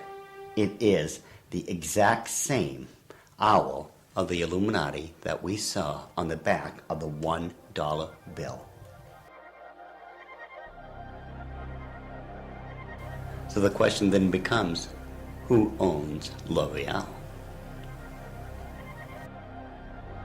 But the owl seems to be a major symbol for the secret societies, as they are found repeatedly inside government buildings in Washington, D.C. And a giant owl figure is even seen in the street design, with the United States Capitol in the midst of it.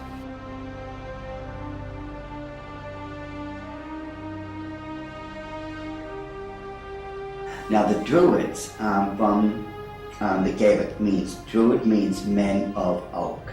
These people worshipped creation among other things, but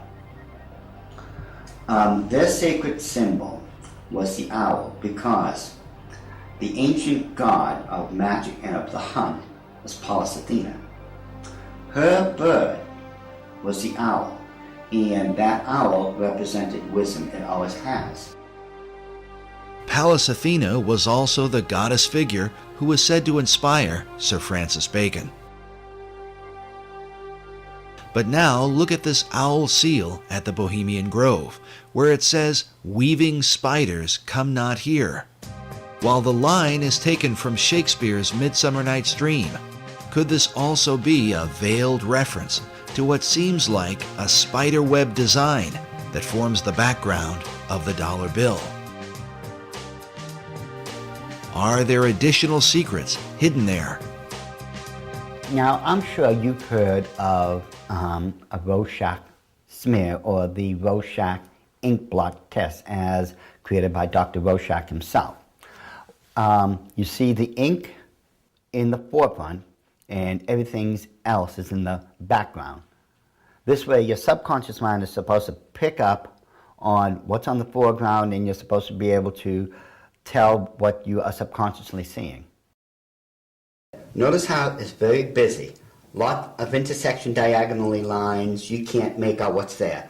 But let's get rid of the background noise, get rid of all the diagonal lines that doesn't belong there, and let's reverse the principle of Rorschach and take what's in the background and bring it to the forefront and see what's there.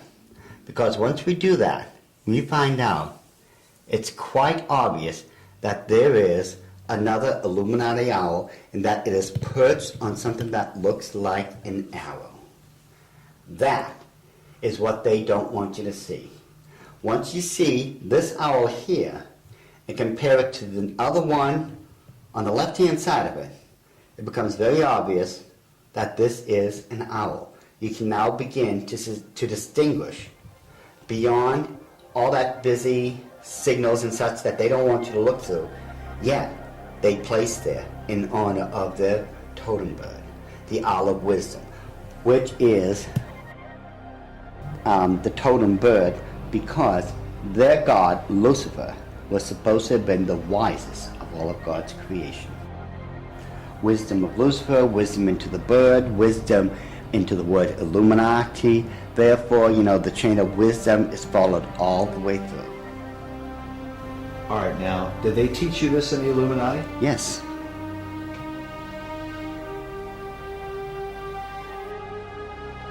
Well, I want you to understand that the first symbol is known as a pentalpha, from the Greek word for five, pente. It is a five-pointed star. Now, this next one is a pentacle. Now, it looks similar, but I want you to notice how it is interwoven.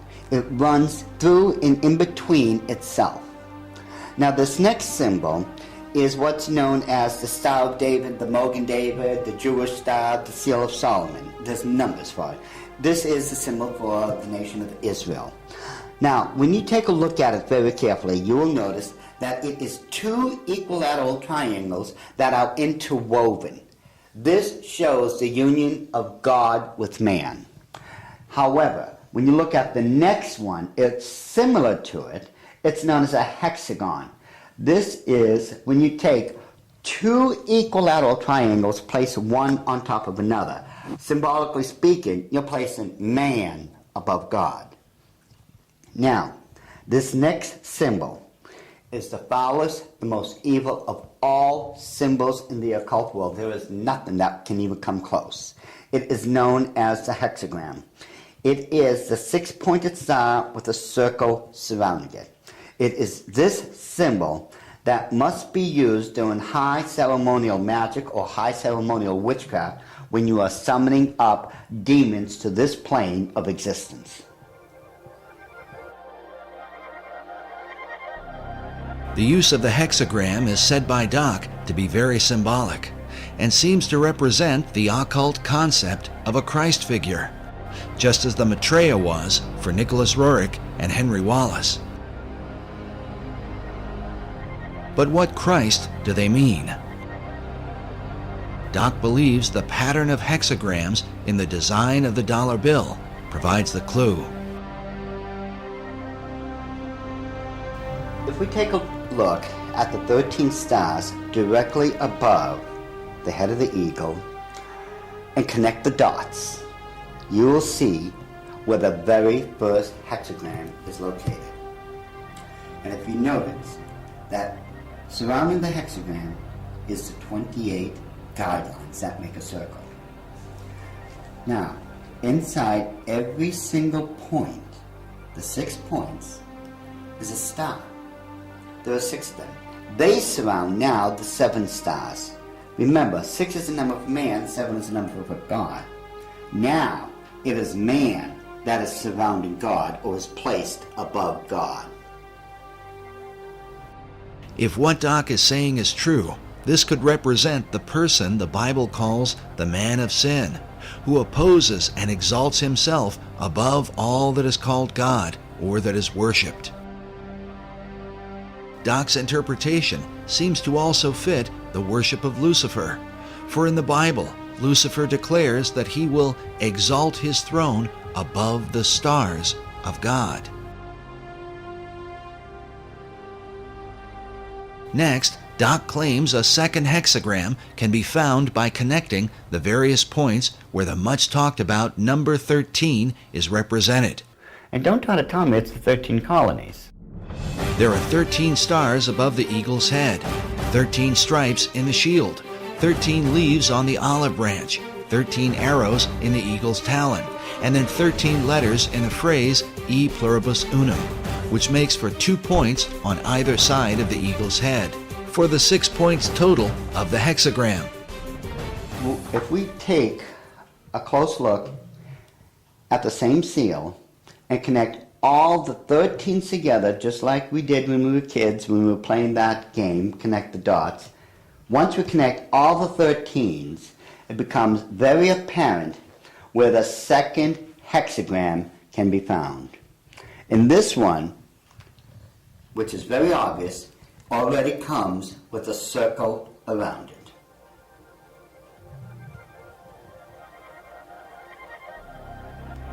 So this is the second hexagram here in figure 2. Yes. And then where's the third hexagram? The third hexagram can be found on the other part of the Great Seal. Again, connect all the 13 together, the 13 letters, the 13 steps in the pyramid, connect all this together. And you'll note with the circle that's already there, it forms the third hexagram.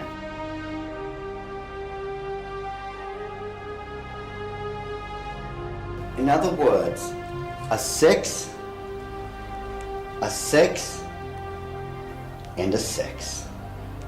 A 6, 6, 6. Doc has deciphered a code that, if there, would glorify Lucifer's Messiah, whom the Bible calls the beast or Antichrist. In the book of Revelation, it reads, "Here is wisdom. Let him that hath understanding count the number of the beast, for it is the number of a man, and his number is 666." Could there really be 3 6-pointed hexagrams on the dollar bill? Once we start at the base of the pyramid, which is the foundation of all things, and follow the design of the hexagram itself, you're going to find out something very startling. We go from the M and follow the symbol all the way up to the A. The A cuts directly underneath the eye of Lucifer all the way to the S. The S connects all the way down. It goes in between the V and the I and connects all the way to the O. And following the symbol, the O connects up and over along the symbol of the hexagram to the word N. In perfect sequence, it's M-A-S-O-N, Mason. It's not what a lot of other people have espoused, that the symbol connects down to the M in seclorum and that the word is an anagram or something like that. Those people who are doing that obviously don't know what they're talking about, or they don't know how to plagiarize me correctly. Because the Order of the Illuminati have stated, and always will state, this is perfectly spelled out to be M-A-S-O-N, Mason. This points conclusively that the Masons have been involved in the Order of the Illuminati. This was back during the Council of Wilhelmsbad, which would have been July 16, 1782.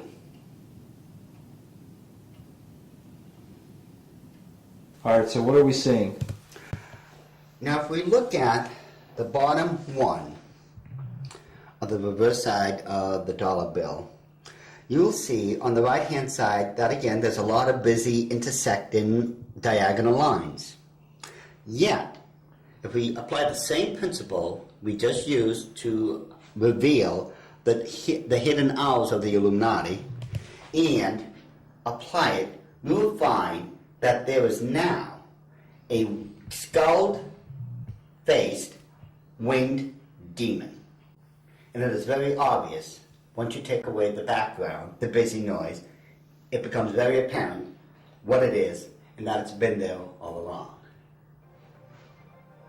And if we just simply go and enlarge that section, just start with a small one and just keep enlarging it and enlarge it even more, even with the background noise there, as I call it, I think it becomes very apparent what we are now looking at. That it is still a skull-faced winged demon. And it is these demons that are protecting and blessing the two great seals of the Order of the Illuminati. And it would make perfect sense that it had to be demons used to protect these seals, since I am convinced it was those same demons that handed them over to Thomas Jefferson when they first created them. I am convinced, beyond all doubt, that that indeed was a demon sent up from the bowels of hell, probably under the direct orders of Lucifer himself.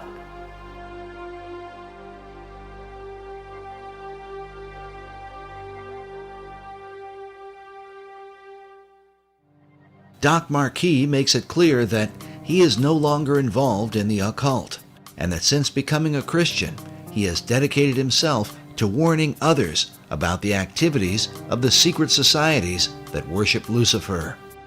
I've been doing this now since the late 70s when I first left the Order of the Illuminati, and that's when at that point I had become a born-again Christian.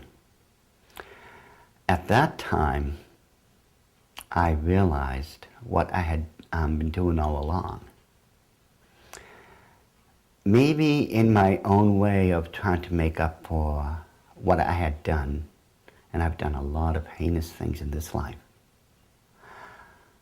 I begin to wonder if I'm not trying to make up or atone for some of those things I had done. And I know in my heart of hearts that as a born-again child of the King, my sins have already been bought and paid for.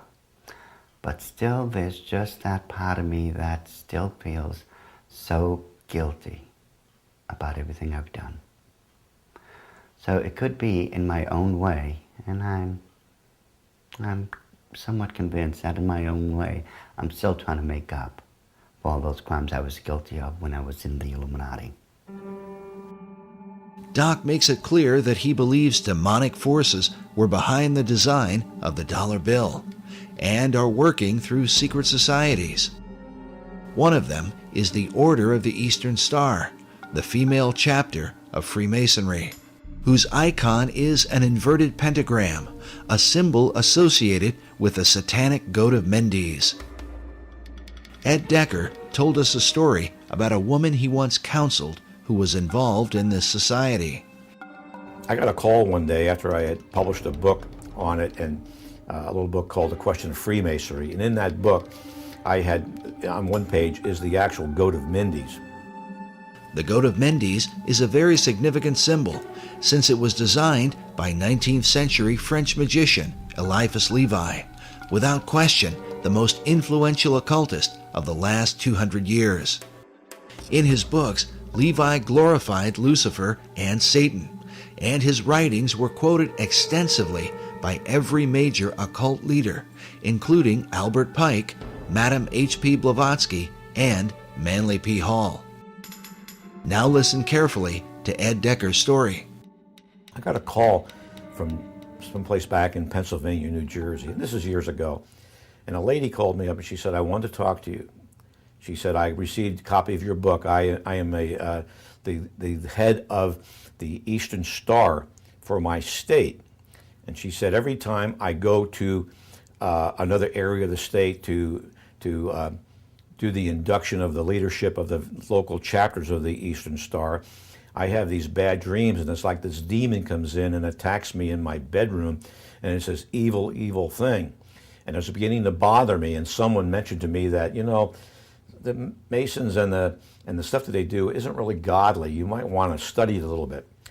She said, so she told me that she went to a Christian bookstore and asked them if they had anything on the Eastern Star or Freemasonry.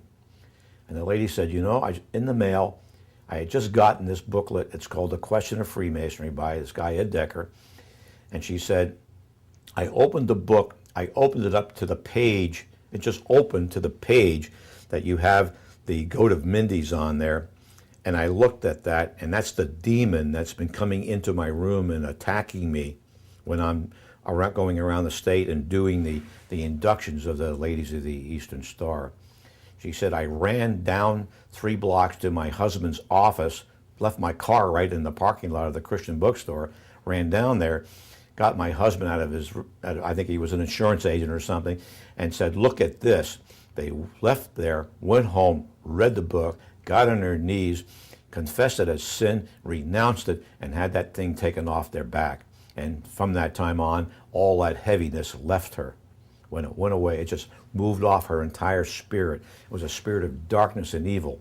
And it was the Goat of Mindes, the same thing that's on the Medal of Honor, the same thing that's built into the Capitol and the Mall and the White House, built in there. It's the same evil spirit.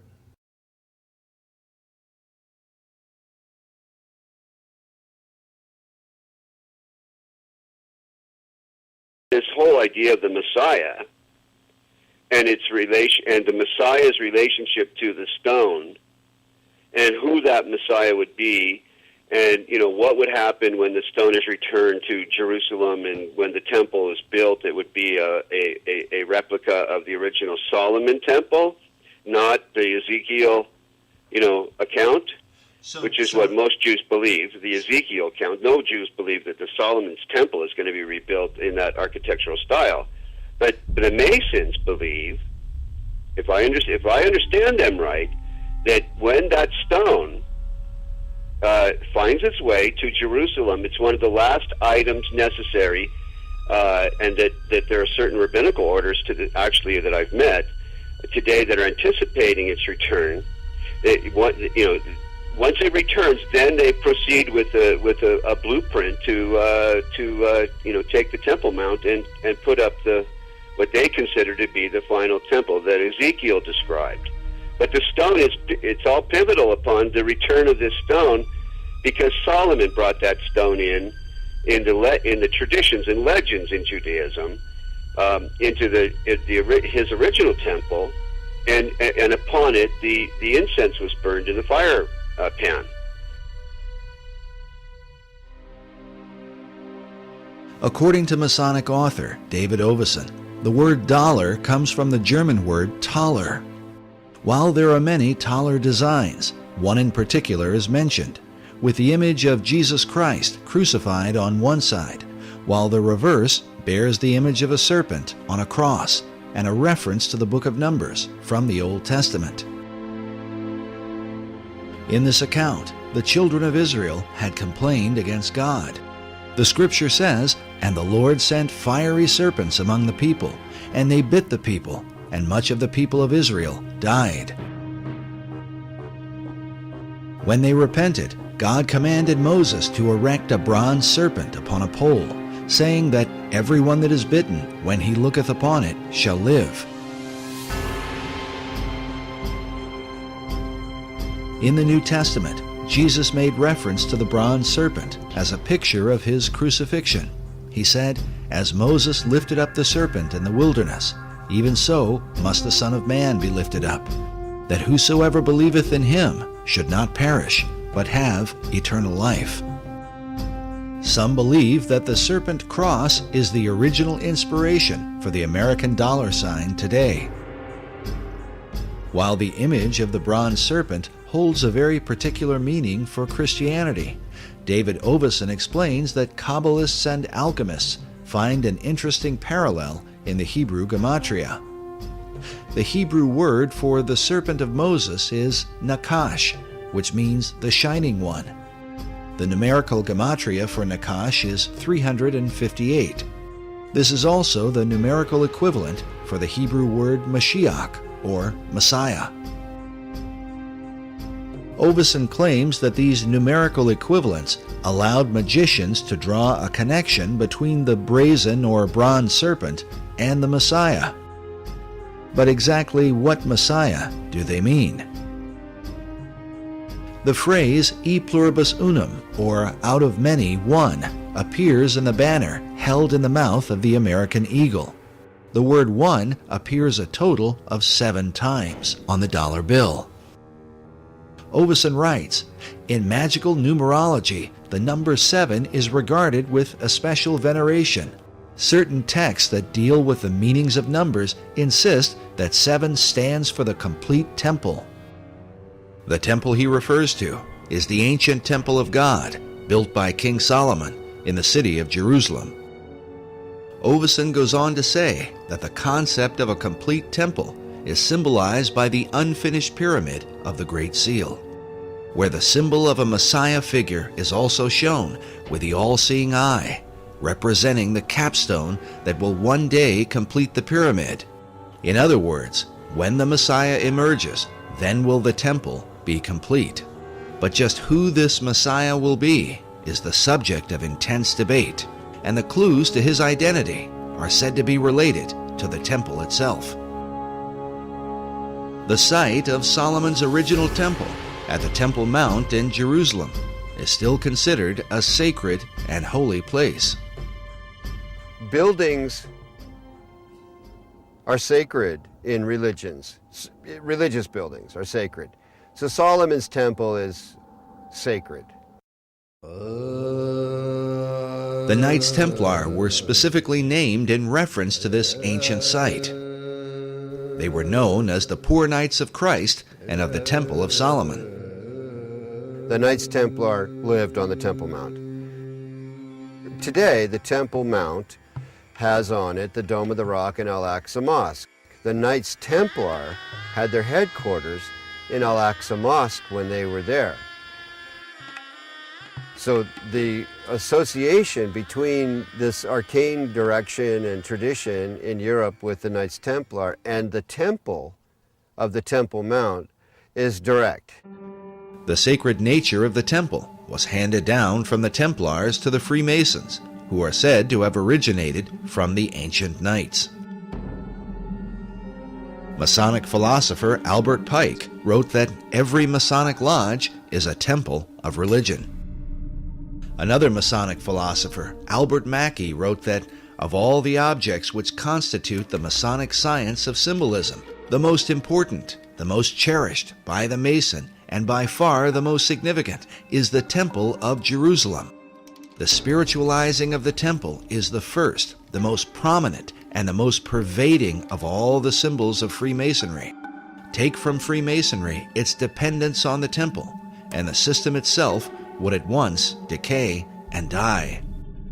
According to David Oveson, who is himself a Freemason, the dream of a rebuilt temple in Jerusalem is the true symbolism of the unfinished pyramid on the back of the dollar bill. But is it merely a coincidence that these symbols would end up on the foundation of America's currency? Is there a further connection with Solomon's Temple and the mysterious Knights Templar? The Templars were there on the Mount. They lived on the Mount. So they were living a dream. And the dream is the same dream Christopher Columbus had and wrote about extensively in returning to Jerusalem with the gold from the Americas to build the temple. Was this the true purpose of Columbus's voyage, to finance the rebuilding of Solomon's Temple? And was this desire handed down from the Templars to Columbus to modern Masonry? As we have shown before, the ships of Columbus sailed with a red cross on a white background, the symbol of the Knights Templar. But despite the interest of Templars and Freemasons, the original temple begins with the Jewish people. The temple was critical to Judaism. It was the heart of Judaism. The first Jewish temple, built by King Solomon, was destroyed by the Babylonians in 587 BC. The temple became a necessity for the existence of Judaism.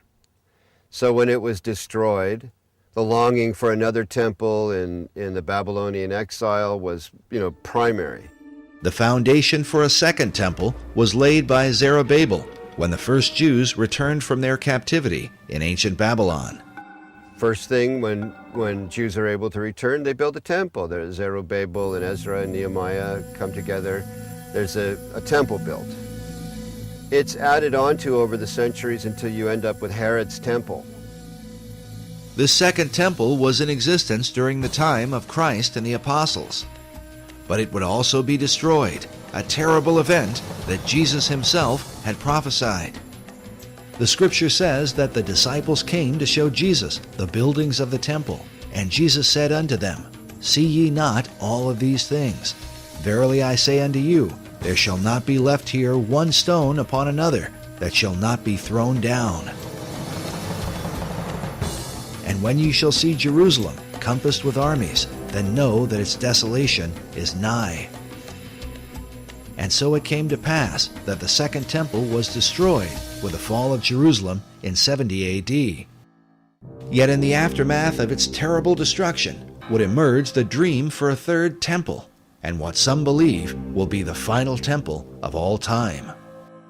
This arcane connection to Freemasonry has its roots in the longing for the temple, the longing for the final temple, for the ultimate temple where Hagoyim, where non-Jews pray with Jews, as the old books, the last old books of the Old Testament predict will happen. When does that temple get built? The idea of a final temple is shared both by Jewish leaders and the Freemasons. Yet the two groups disagree on exactly what the final temple would be. There is a common history here and a common longing. They'll never end up with the same temple. Jewish wishes for the final temple really don't resemble what Masons want to have built on the Temple Mount, which is a replica of Solomon's temple. With their mysterious rituals and secret practices, the Masons are often accused of intoxicating the world, making it drunk with ideas of a new age and a new world order, all of which are engineered toward the fulfillment of the new Atlantis envisioned by Sir Francis Bacon. Could it be that this is what lies behind the concept of a third and final temple? It, to me, makes perfect sense that the new Atlantis, as understood in the Baconian tradition, involves the final temple, the spiritual headquarters, if you will, of the new Atlantis. The idea of that temple is central to Freemasonry, the Knights Templar, and of this there is no doubt. They've all expressed it. All these arcane societies have let it be known that this is really ultimately a central goal. They seem to all gravitate toward there being a temple, a need for a temple, except Orthodox Muslims who say, no, we're the last religion. These buildings are fine, thank you very much. Become a Muslim and you can pray in them and hang out on the Temple Mount, which is not going to happen. So that leads to a pretty ugly likelihood. If people who want a temple get their way, there's going to be a bloodbath there. Also, I believe it's spiritual because Satan has always desired God's place. That's why in Masonry you have Jebulon right there on the altar, Baal, the ruler of demons in the Masonic altar. And Masons are generally, obviously, being deceived. However, right there on the Temple Mount in Israel, you have the Dome of the Rock and the Golden Dome, the Black Dome. And within these domes you have statements right there on Israel's Temple Mount, statements that Allah is God and Allah has no, or God has no son, and Muhammad's his prophet, a denial of the true God and his son, Jesus Christ. And again, that's what 1 John identifies as being the spirit of Antichrist, those that deny the Father and the Son, 1 John chapter 2. And that's a harbinger of the ultimate Antichrist to come, who's going to sit in the temple of God, showing himself that he is God. So isn't it interesting? Here we have Benjamin Creme speaking of a coming Maitreya who will rule as the coming Imam Mahdi of Islam. Of course, he can't really rule, and there can't be world peace unless the Jews, in his mind, are annihilated. And by the way, according to Muslim teachings in the Hadiths, when the Imam Mahdi comes or when the Messiah comes, he will destroy the Jews and the people of the cross. So all of this stuff, incredibly, it fits together just too well. But praise God, because from my perspective as a Christian, Jesus Christ said, when you see these things beginning to take place, lift up your head, for redemption is drawing near. And I believe these are signs that Jesus Christ is coming again. And when he does come, he will defeat the Antichrist, and every knee will bow, and every tongue confess, including Benjamin Creme, including the leaders of Iran and Hezbollah and so forth. Whether it's in heaven or on earth or in hell, every knee will bow, declaring that Jesus Christ is Lord in the end. And what will all these things mean for the future destiny of America? According to David Oveson, it was Manly Hall who influenced the placement of 72 stones on the Great Pyramid of the dollar bill, since the number 72 is said to be a magical number in the occult. It was also Hall who taught that the American eagle was a cleverly disguised phoenix bird. In his writings, he documents this account from the 1st century A.D. There is a certain bird which is called a phoenix, and when the time of its dissolution draws near that it must die, it builds itself a nest. But as the flesh decays, a certain kind of worm is produced. According to this account, it is from this worm that the phoenix is reborn. This concept of a phoenix worm in its nest seems to be represented at the top of this column on a building found in Europe.